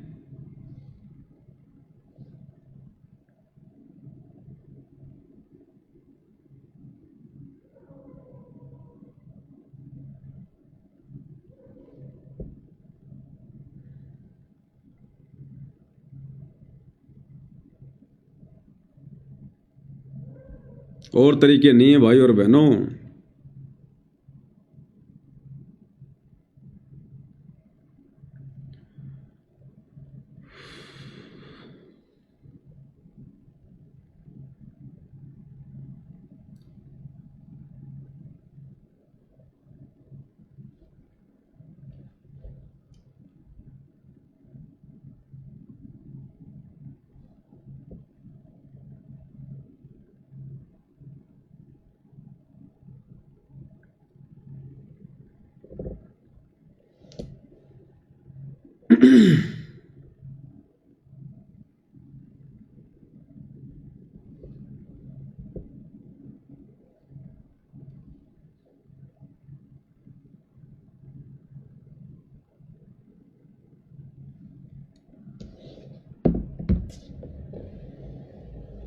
हम सत्सेवक भाई बहनों ने तो एक शब्द के माध्यम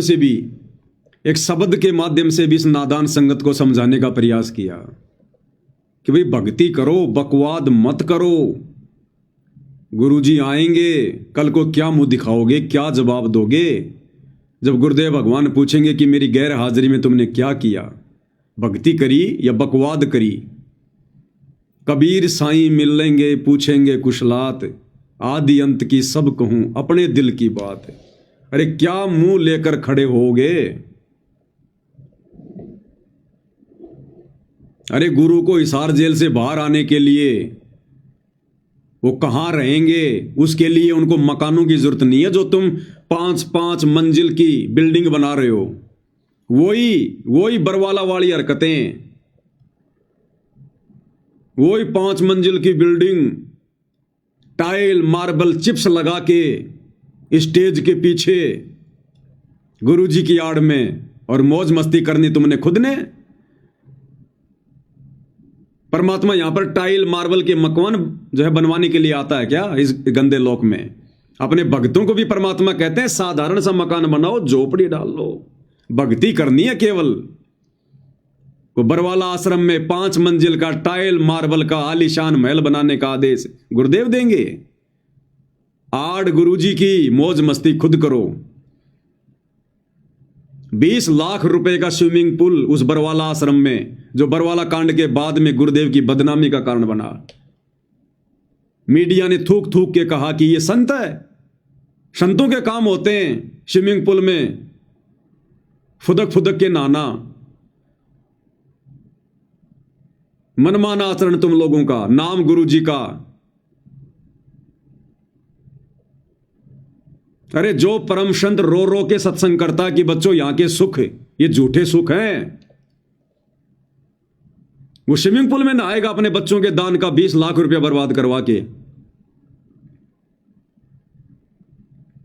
उनकी आंखों के सामने उनके लाखों बच्चे, हजारों बच्चे जो बरवाड़ा आश्रम में जाते थे, वो बेचारे बाथरूमों में नहाया करते थे, और ये बाप, ये समर्थ, ये उस स्विमिंग पूल में नहाएगा। सारा मनमाना आचरण इन लोगों का, और ये सारी चीजें फिर बरवाला कांड में बदनामी का कारण बनी। और वो ही काम इन्होंने धनाना में शुरू कर दिया, दूसरे आश्रमों में शुरू कर दिया। स्टेज के पीछे कोई 3-3 मंजिल की, कोई 5-5 मंजिल की, और नाम क्या कह रहे हैं? गुरुजी का निवास बन रहा है। गुरुजी जब आएंगे तो गुरुजी का आवास बन रहा है। अरे गुरुजी 200-400 फुट के नहीं है, इस कार्ड लोग के अनुसार लीला कर रहे हैं। 6.5 फीट हाइट है, और परमात्मा कहते हैं घर तो 3.5 हाथ, घड़ा तो 4.25। इससे अधिक जो बनाता है उसको नहीं विचार। 5-5 मंजिल में रहेंगे गुरुदेव भगवान।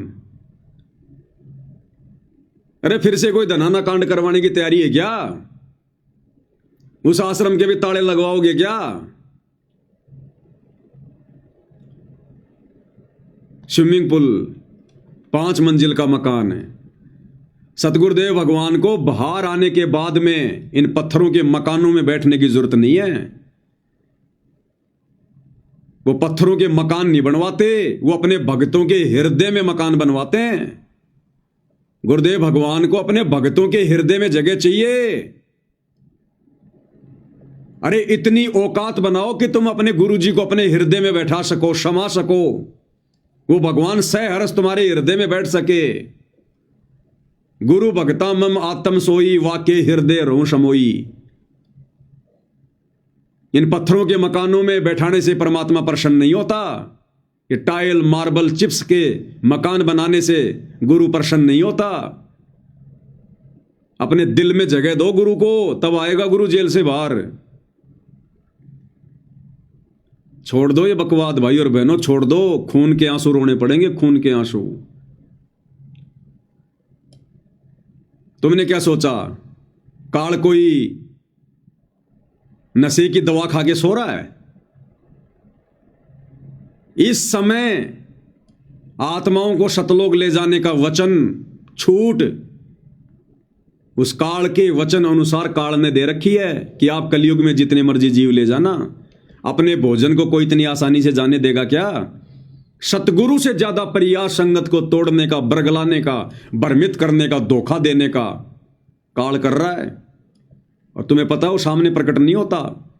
जो लोग गुरु को मानुष मानते हैं, मर्यादा तोड़ते हैं, उनमें भूत की तरह प्रवेश करके फिर वो संगत की ऐसी तैसी करवाता है। संगत माई कुसंगत उपजे जैसे बण में बांस है।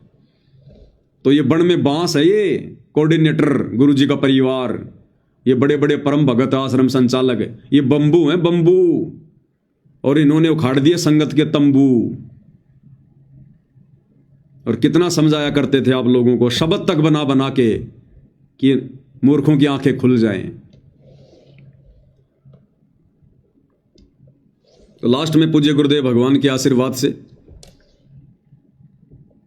अब इसको सतगुरु की महिमा तो नहीं कह सकते, लेकिन इस नादान संगत की जो अपने काल प्रेरित कुकर्मों के चलते आए दिन सतगुरु को हिसार जेल में खून के आंसू रुला रही है, उन्हें बाहर आने से रोक रही है।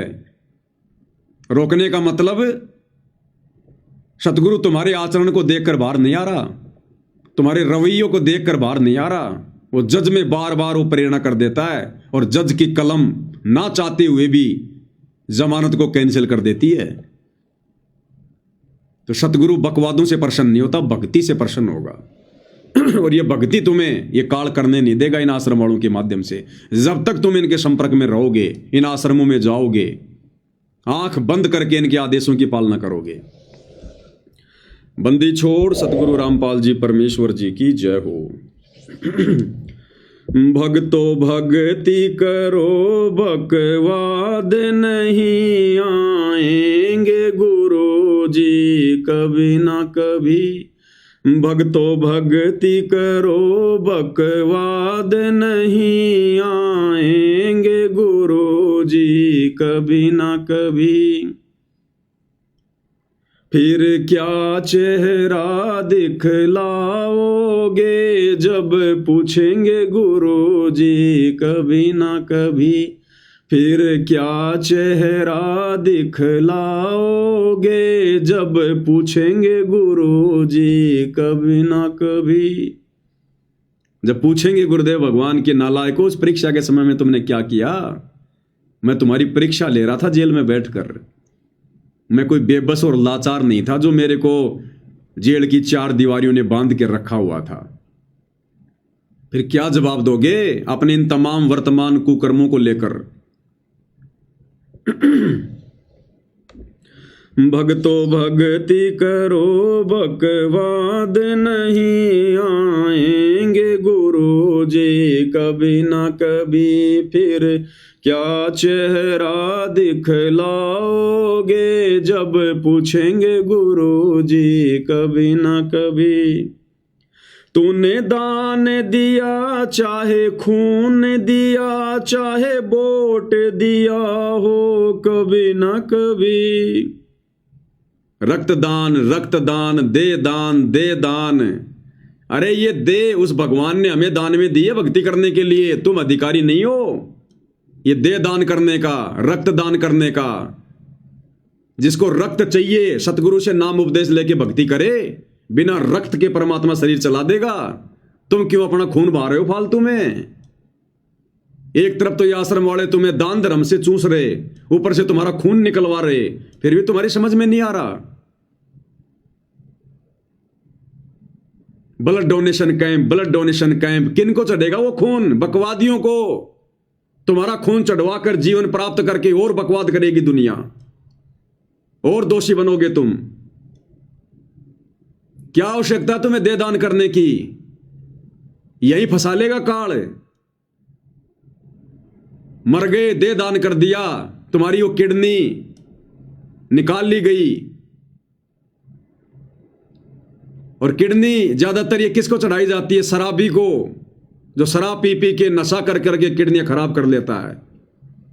पैसों के लोगों के पास कमी नहीं, 50-50 लाख रुपए दे के लोग अपनी नई किडनी चेंज करवा लेते हैं। अब ऐसे कोई नशेड़ी, कोई वो गंजेड़ी, कोई शराबी पी पी के शराब, किडनियां खराब, हॉस्पिटल में जाएगा, डॉक्टर से कहेगा डॉक्टर साहब देखो, डॉक्टर कहेगा भैया किडनियां खराब हैं। क्या करूं जी? भैया 40 लाख रुपए लगेंगे, किडनी की व्यवस्था हो जाएगी, कर दो जी चेंज। अरे लाओ रे वो भक्तों की किडनी, नाम थोड़ी लिखा हुआ है। तुम्हारी किडनी चढ़ेगी उस नशेड़ी को, और जब तक जिएगा 10-5 साल खूब शराब पिएगा और अपने कर्म फोड़ेगा, और तुम्हारे भी कर्म फूटेंगे साथ में, क्योंकि तुम उसके कर्म फुड़वाने के लिए उसको किडनी दे गए तुम।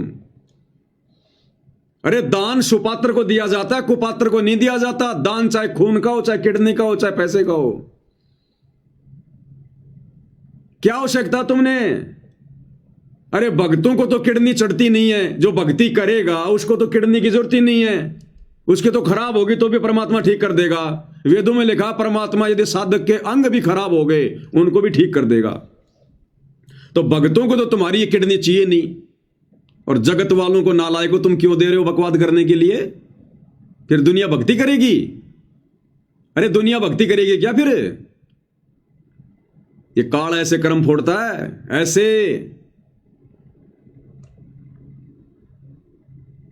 तूने दान दिया चाहे खून दिया, लेकिन तूने सब कुछ कुपात्रों को दिया, कुपात्रों को। और वोट दिया हो कभी ना कभी 2019 में इसी सतलोक आश्रम वालों ने हरियाणा में कांग्रेस सरकार का समर्थन करवाया तुम लोगों से, वोट डलवाई ना। पूरे देश में बीजेपी का विरोध, कांग्रेस का समर्थन, गुरुजी का आदेश बता दिया, और हरियाणा में उस व्यक्ति का समर्थन करवाया भक्तों से, उस व्यक्ति को वोट डलवाए, भूपेंद्र सिंह हुड्डा को, जिसको गुरुदेव भगवान ने करोथा कांड का मुख्य दोषी बताया। और गुरुदेव ने कह रखा कि उस भूपेंद्र सिंह हुड्डा के तो इतने लंबे लंबे कीड़े पड़ेंगे। उस व्यक्ति को, उस परमात्मा के उस द्रोही को इन आश्रम वालों ने, इस काल ने भक्तों से समर्थन करवा के परमात्मा के विरोधी व्यक्ति का और संगत के सूखे सूखे कर्म फुड़वाए। ये सोच समझ के लिखवाए परमात्मा ने शब्द, मजाक में नहीं लिखवाए। तूने दान दिया चाहे खून दिया, चाहे वोट दिया हो कभी ना कभी। तूने दान दिया चाहे खून दिया, चाहे वोट दिया हो कभी ना कभी। देना होगा जवाब तुझे यहीं का यहीं, आएंगे गुरुजी कभी ना कभी। देना होगा जवाब तुम्हें यहीं का यहीं, आएंगे गुरुजी कभी ना कभी। यहीं का यहीं मतलब 21 ब्रह्मांड में। जब जाओगे ना धर्मराय के दरबार में, वहां हिसाब मांगेगा कि बेटा तू कौन होता है दे दान करने वाला। गरीबदास जी कहते हैं पिंड प्राण जिन दीने दाना, गरीबदास जाकू कुर्बाना। कि उस कबीर भगवान ने ये पिंड, ये शरीर मुझे दान में दिया भक्ति के लिए। अरे तू कौन होता है उस परमात्मा के द्वारा दिए गए इस शरीर को दान करने का? तू अधिकारी है क्या? देना होगा जवाब तुझे यहीं का यहीं, उस धर्मराय के दरबार में। भक्तो भक्ति करो बकवाद नहीं, आएंगे गुरु जी कभी ना कभी, फिर क्या चेहरा दिखलाओगे जब पूछेंगे गुरु जी कभी ना कभी। क्यों नाम लिया गुरु ज्ञान लिया, क्यों नाम गुरु का बदनाम किया, क्यों नाम लिया क्यों ज्ञान लिया, क्यों नाम गुरु का बदनाम किया। आधार ज्ञान को बनाया ही नहीं, आएंगे गुरु जी कभी ना कभी। आधार ज्ञान को बनाया ही नहीं, आएंगे गुरु जी कभी ना कभी। अरे क्यों नाम लिया? क्या तुमने ये ज्ञान सुना? अगर ये सारे उल्टे कुकर्म करके गुरुजी की बदनामी ही करवानी थी तो स्टेडियम बनवा दिया, राजनीति कर रहे हो। 2019 में पूरे देश में इन आश्रम वालों ने भक्तों से कांग्रेस का समर्थन करवाया, कांग्रेस को वोट डलवाए। देश की आधी जनता जो बीजेपी की समर्थक है, संत रामपाल जी को जी भर के गालियां निकाल रही है। ये काहे का संत है? दोगला आदमी है। संतों के काम होते हैं राजनीति करने के। तुम भक्तों की नादानी ने, बेवकूफी ने, बिना सोचे समझे जिस राजनीति से संत रामपाल जी का 36 का आंकड़ा रहा है, इस काल ने तुम लोगों से राजनीति करवा दी और पूरा देश गुरु जी को गालियां दे रहा, जो बीजेपी के जो लोग समर्थक हैं। फिर 2024 में उस कांग्रेस को छोड़ दिया काल ने और नरेंद्र मोदी की गोद में बैठ गए, बीजेपी की गोद में बैठ गए और बीजेपी का समर्थन करवा रहे हैं। नरेंद्र मोदी की हरियाणा की गोहाना रैली में, मध्य प्रदेश की भोपाल रैली में, हरियाणा के मुख्यमंत्री की रैलियों में जा रहे हैं, भक्तों को भेज रहे हैं बसें भर भर के। अब वो कांग्रेस वाले गालियां देंगे। अब 2024 में जी भर के कांग्रेस वालों ने गालियां दी कि ये तो वास्तव में बड़ा दोगला आदमी है, क्योंकि उनको थोड़ी पता है कि आदेश कौन दे रहा है। वो तो ये सोच रहे हैं कि ये संत रामपाल जी के भगत हैं, इनके गुरु जी आदेश दे रहे हैं। अब वो कांग्रेस वाले जी भर के गालियां दे रहे हैं, निंदा चुगली कर रहे हैं, गुरु की बदनामी कर रहे हैं कि ये तो वास्तव में दोगला आदमी है, इससे तो राम रहीम अच्छा। उसने कभी इतनी जल्दी कोई पार्टी तो नहीं बदली, वो बीजेपी का शुरू से था, आज भी बीजेपी का है। और ये बाबा रामपाल तो कभी कांग्रेस कभी बीजेपी। तो तूने नाम लिया, तूने ज्ञान लिया, क्यों नाम लिया गुरु ज्ञान लिया, क्यों नाम गुरु का बदनाम किया। अरे आधार ज्ञान को बनाया ही नहीं, आएंगे गुरु जी कभी ना कभी। भक्तो भक्ति करो बकवाद नहीं, आएंगे गुरु जी कभी ना कभी। फिर क्या चेहरा दिखलाओगे जब पूछेंगे गुरु जी कभी ना कभी। और उसके बाद ज्योति पाठ के नाम पर ठगी, बन गए मूर्ख। गुरु कह के थक गया कि गुरु बिन दान पुण्य जो करही, वो मिथ्या हो कबू न फल ही। गुरु बिन माला फेरते, गुरु बिन देते दान, गुरु बिन दोनों बेकार है, चाहे पूछो वेद पुराण। गुरु कह के थक गया कि भाई इस धरती पर सतगुरु के अलावा दान धर्म लेने का, ज्योति पाठ का पैसा लेने का कोई भी अधिकारी नहीं है, सुपात्र कोई भी नहीं है। आंख बंद करके तुमने इन काल प्रेरित कुपात्रों के हाथों में, कोऑर्डिनेटरों के हाथों में, आश्रम वालों के हाथों में, नामदान संचालकों के हाथों में, जिनकी एक भी मर्यादा नहीं है, सब गुरु को मानुष मानते हैं, अपने कर्म फोड़ लिए। और तुम्हारी आंखों के सामने वो दान, कभी आरक्षणों में, कभी गुंडों की सीबीआई जांच में, कभी जाटों की धर्मशाला में, कभी अयोध्या के भंडारे में, कभी राजनीति में, तुम्हारे कर्म फूटे कर्म ढंग से। तूने जोत कराई चाहे पाठ कराया, आदेश गुरु का लिया ही नहीं। गुरुदेव ने स्पष्ट कर रखा सत्संग में कि पाठ करवाने से पहले गुरुजी से आज्ञा ली जाती है। गुरुजी से आज्ञा, गुरुजी की आज्ञा के बिना पाठ नहीं करवाया जाता। ये आदेश हैं गुरुदेव भगवान के। अगर दास के पास में होगा तो जरूर आपको दिखाऊंगा। ये रहा, सुनो ध्यान से क्या कह रहे हैं परमात्मा।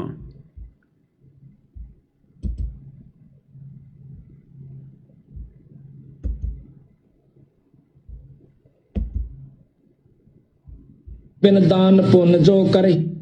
गुरुदेव कह रहे हैं पाठ करवाने से पहले गुरु से आदेश लेना पड़ता है। अरे गुरुजी तो 2014 से हिसार जेल में बैठे हैं और कई लाखों भक्तों ने पाठ करवाए, ज्योतियां करवाई है। और कितने लोग गए हिसार जेल में आदेश लेने के लिए? कितने लोग गए गुरुजी से हिसार जेल में आदेश लेने के लिए कि गुरुजी इन आश्रमों में इन भक्तों को पाठ करवाएं या ना करवाएं? बस मूर्ख बना दिया पीले पर्चे दिखा दिखा के, नकली ऑडियो एआई से बना बना के। अब तो सरेआम फिल्में बना रहे हैं एआई से। अरे अब तो विश्वास करो, तुम्हें किस कदर ठग लिया काल ने। तो 25 मिनट की फिल्म एआई वाली, अब भी तुम्हारी आंखें नहीं खुली। उस 25 मिनट की फिल्म में सीधा सीधा पूरा वीडियो एआई से बनाया गया, गुरुजी की आवाज हूबहू, जो मर्जी बुलवाया गया गुरुजी से, जो मर्जी। अब भी तुम्हारी आंखें नहीं खुल रही। ऐसे ही तुम्हारे को ऑडियो वीडियो के नाम से मूर्ख बनाया जा रहा है। उस वीडियो में देखो किस प्रकार से एआई से गुरुजी की आवाज में क्या कहलवाया गया। वो चाय की दुकान वाला कह रहा कि महाराज जी चाय समोसा लगा दूं। संत रामपाल जी की आवाज में एआई से हूबहू क्या कहलवाया जा रहा है? हाँ हाँ लगा दो भगत जी, चाय समोसा लगा दो। संत रामपाल जी महाराज स्कूटर को रास्ते में एक चाय की दुकान के पास रोक देते हैं। राम राम महाराज जी। राम राम भगत जी। महाराज जी चाय समोसा लगा दूं? हाँ भगत जी लगा दीजिए। सुन लिया? ये काल आने वाले समय में तुम्हारा चाय समोसा लगाएगा, तुम्हारा नाश्ता करेगा, तुम्हारा, क्योंकि इसने अपना काम पूरा कर लिया।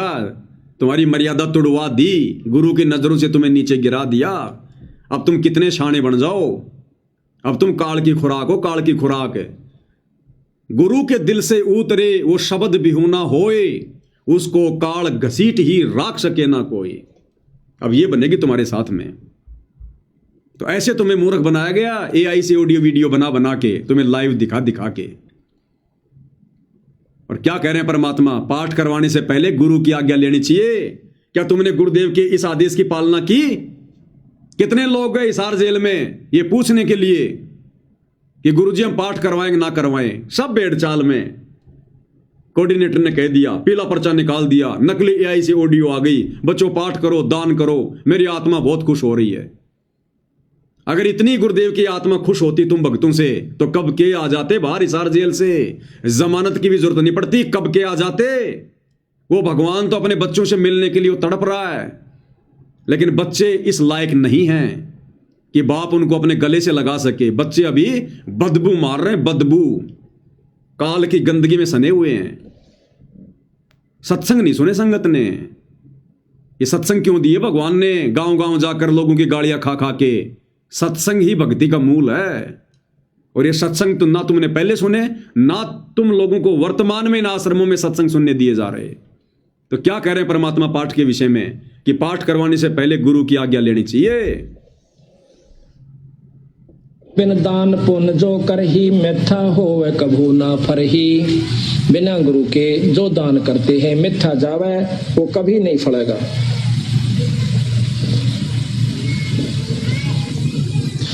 गुरु बिन होम यज्ञ जो साधे, और 10 मन पातक लागे। गुरु बिन कोई पाठ, कोई हवन ये नहीं करवाना चाहिए। गुरु की आज्ञा लेकर फिर करवाना चाहिए।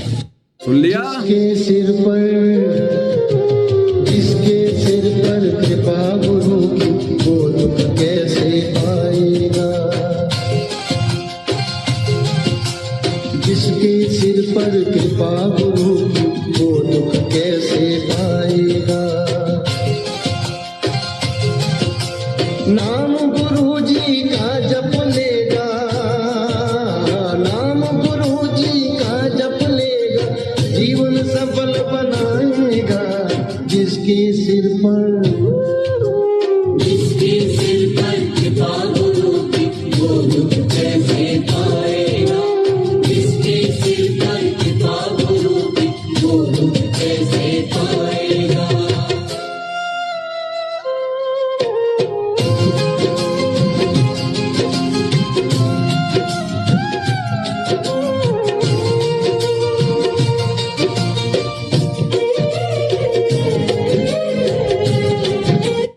ऐसे वीडियो बना बना के तुम लोगों को समझाया करते थे, ऐसे वीडियो बना बना के दिन रात आंखें फाड़ फाड़ के।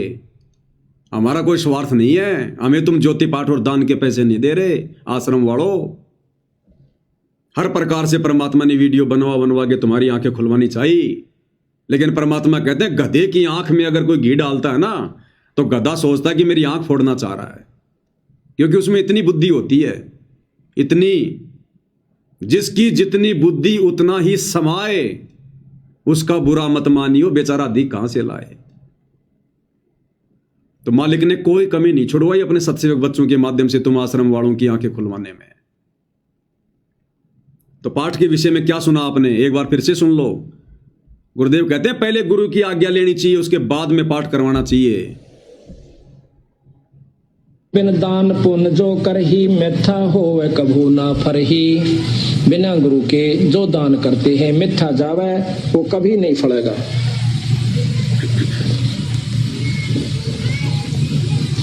गुरु बिन होम यज्ञ जो साधे और 10 मन पातक लागे। गुरु बिन कोई पाठ कोई हवन ये नहीं करवाना चाहिए, गुरु की आज्ञा लेकर फिर करवाना चाहिए। आ गया समझ में? सिर पर लिया गया किसी ने नाम लेने के बाद में 90% ने तो साक्षात गुरु का चेहरा भी नहीं देखा अभी तक है, और पाठ करवा दिए, ज्योतियां करवा दी, और वो कुपात्र तुम्हारे पैसों पर ऐश कर रहे हैं, तुम्हारे कर्म फुड़वा रहे हैं, आरक्षणों में दे दे के, गुंडों की सीबीआई जांच में दे दे के, राजनीति में लगा लगा के। और कहते हैं दान धर्म करने से तो आत्मा में निर्मलता आती है, पाप कटते हैं। तुम्हारे सिर पर तो पाप और ज्यादा बढ़ रहे हैं। तुम्हारी आत्मा निर्मल नहीं, तुम्हारी आत्मा तो और ज्यादा जो है पत्थर जैसी बनती हुई जा रही है। तुम आश्रम वाले भक्तों का आचार विचार व्यवहार बोलचाल और साथ संगति वाले भक्तों का आचार विचार व्यवहार बोलचाल रात दिन का अंतर है। पाठ करवाते करवाते भी तुम आश्रम वालों का व्यवहार उस कव्य जैसा है। भक्तों को गाली गलौज करना, किसी की बात नहीं सुनना, मार पिटाई करना भक्तों के साथ में। तो ये दान धर्म तुम्हारा कहां काम कर रहा है? जबकि गुरुजी कहते हैं दान करने से तो आत्मा में निर्मलता आती है, और तुम तो वज्र के जैसे बनते जा रहे हो, वज्र के जैसे, क्योंकि तुम्हारा ये ज्योति पाठ सफल नहीं है। गुरु की आज्ञा तोड़ के, गुरु के सत्संगों के विरुद्ध, और राजनीतियां करने वालों का और करवाने वालों का पाठ कभी सफल होता है? राजनीति में शामिल होने वाले तो पाठ करवा रहे हैं, और राजनेताओं के तलवे चाटने वाले आश्रमों में बैठकर पाठ कर रहे हैं। बहुत जल्दी जाओगे दोनों स्वर्ग में, बहुत जल्दी। स्पेशल विमान आएगा तुम्हारे लिए तो सतलोक से, स्पेशल। तो परमेश्वर ने किस कदर हर पॉइंट पर भक्तों की आंखें खुलवाने का प्रयास किया।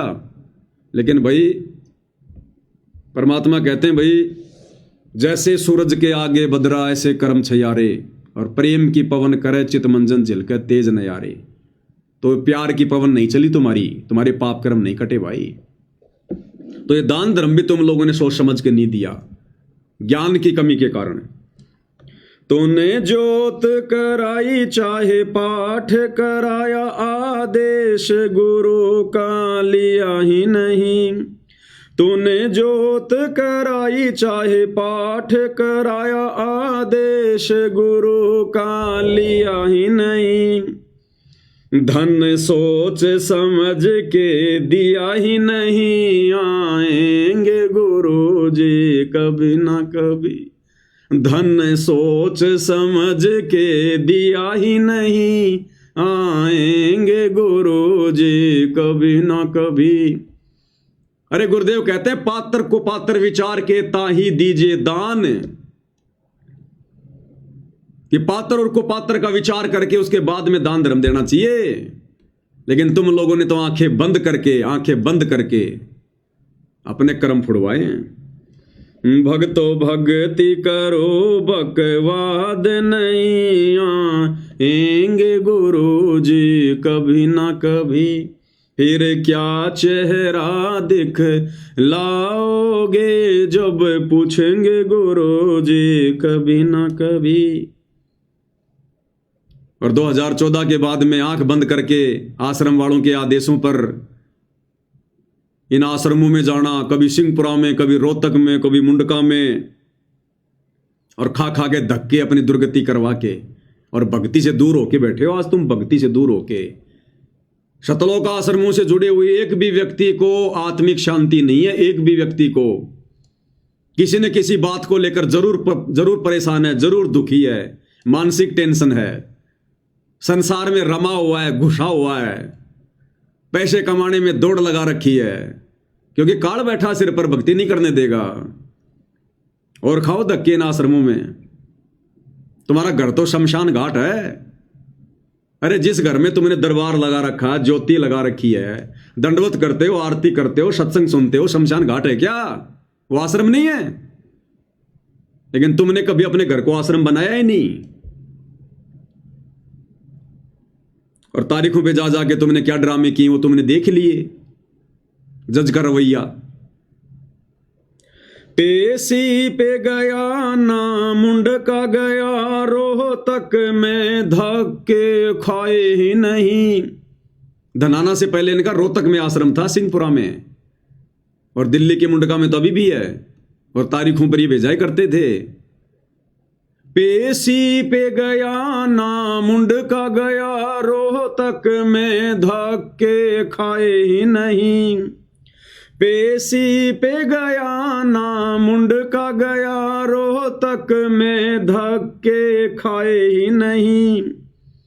गुरु दिल से दूर कभी हुआ नहीं, नहीं आएंगे गुरु जी कभी ना कभी। गुरु दिल से दूर कभी हुआ ही नहीं, आएंगे गुरु जी कभी ना कभी। अब यहां पर सत्सेवकों ने समझदारी दिखाई कि हमने तुम लोगों की तरह उन तारीखों पर, उन पेशियों पर धक्के नहीं खाए, उन आश्रमों में जा जाके धक्के नहीं खाए, दान धर्म के नाम पर नहीं लुटे, कुपात्रों को देकर अपने कर्म नहीं फोड़े। और हमारा गुरु तो सदा हमारे दिल में बसता है। घटी में गंगा, घटी में जमुना, घटी में जगदीश। गुरु भगता मम आत्म सोई, वाके हृदय रो सोई। जो गुरु के पक्के भगत हैं, परमात्मा उनके हृदय में निवास करता है। तो आज तो तुम्हारी आंखें बंद हैं, आने वाले दिनों में पता चलेगा गुरुमुखी कौन है और गुरुद्रोही कौन है। जिनको तुम पक्के गुरु भगत मान के बैठे हो, ये पक्के काल के एजेंट हैं। और जिनको तुम गुरुद्रोही समझ रहे हो, साथ संगत वालों को, इनसे बढ़कर संसार में परमात्मा की आत्मा नहीं है। तो हम नहीं गए। पेशी पे गया ना मुंडका गया, रोहतक में धक्के खाए ही नहीं।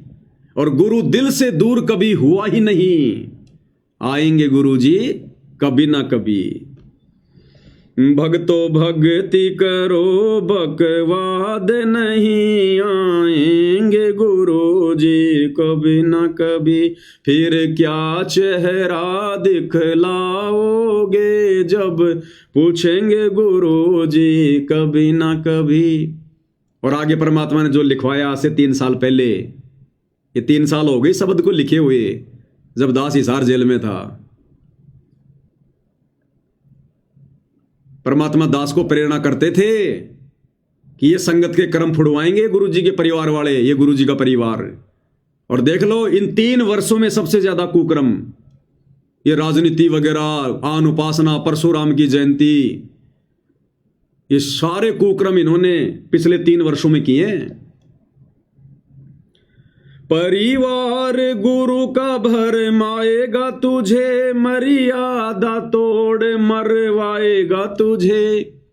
परिवार गुरु का भरमाएगा तुझे, मर्यादा तोड़ मरवाएगा तुझे।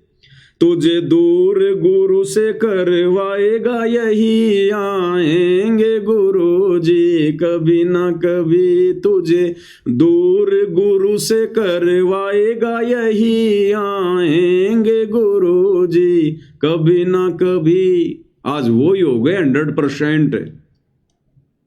गुरु के परिवार ने भ्रमित किया और गुरु से दूर करवा दिया। जिन बातों से गुरु दुख पावे, उन बातों को दूर भगावे। तुमने सारे वो कुकर्म किए हैं भक्ति विरुद्ध, जिससे गुरु दुखी हो। और इन काल एजेंटों ने, गुरु जी के परिवार ने, तुम नादान संगत वालों को गुरु से दूर करवा दिया। अरे संध्या आरती पढ़ते हो, किरत गनी भूले नरलोई, और जा घट निश्चय नाम ना होई। जो कृतज्ञ व्यक्ति होता है ना, कौन होता है? जो गुरु के द्वारा किए गए उपकारों को भुला दे।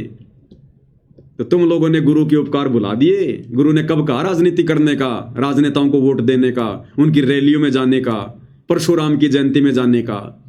अरे गुरु तो कहते हैं 100 वर्ष सतगुरु की पूजा, एक दिन आन उपासी, वो अपराधी आत्मा पड़े काल की फांसी। परशुराम की जयंती पर जाने का तुम्हारा क्या मतलब था? काल ऐसे ही मरवाता है सूक्ष्म चाल। तो मर्यादा तोड़ मरवाएगा यही। मरवा दिया गुरु के परिवार ने तुम्हारी मर्यादा तोड़वा के।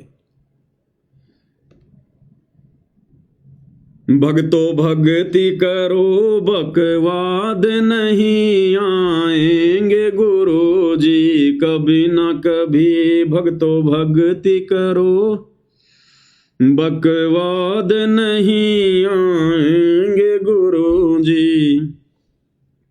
अब सबसे बड़ी कमी क्या रही? साध संगति की। हाथ जोड़ जोड़ के विनती करते थे लास्ट में, जुड़ जाओ साध संगति से, जुड़ जाओ। कोई आधार कार्ड जमा नहीं करवाना, कोई फॉर्म नहीं भरना, कोई तुमसे पैसे नहीं ले रहे, कोई ज्योति पाठ दान का पैसा नहीं ले रहे तुम्हारे से। अरे सिर्फ वीडियो देखने और ज्ञान को आधार बनाओ, घर बैठ के भक्ति करो।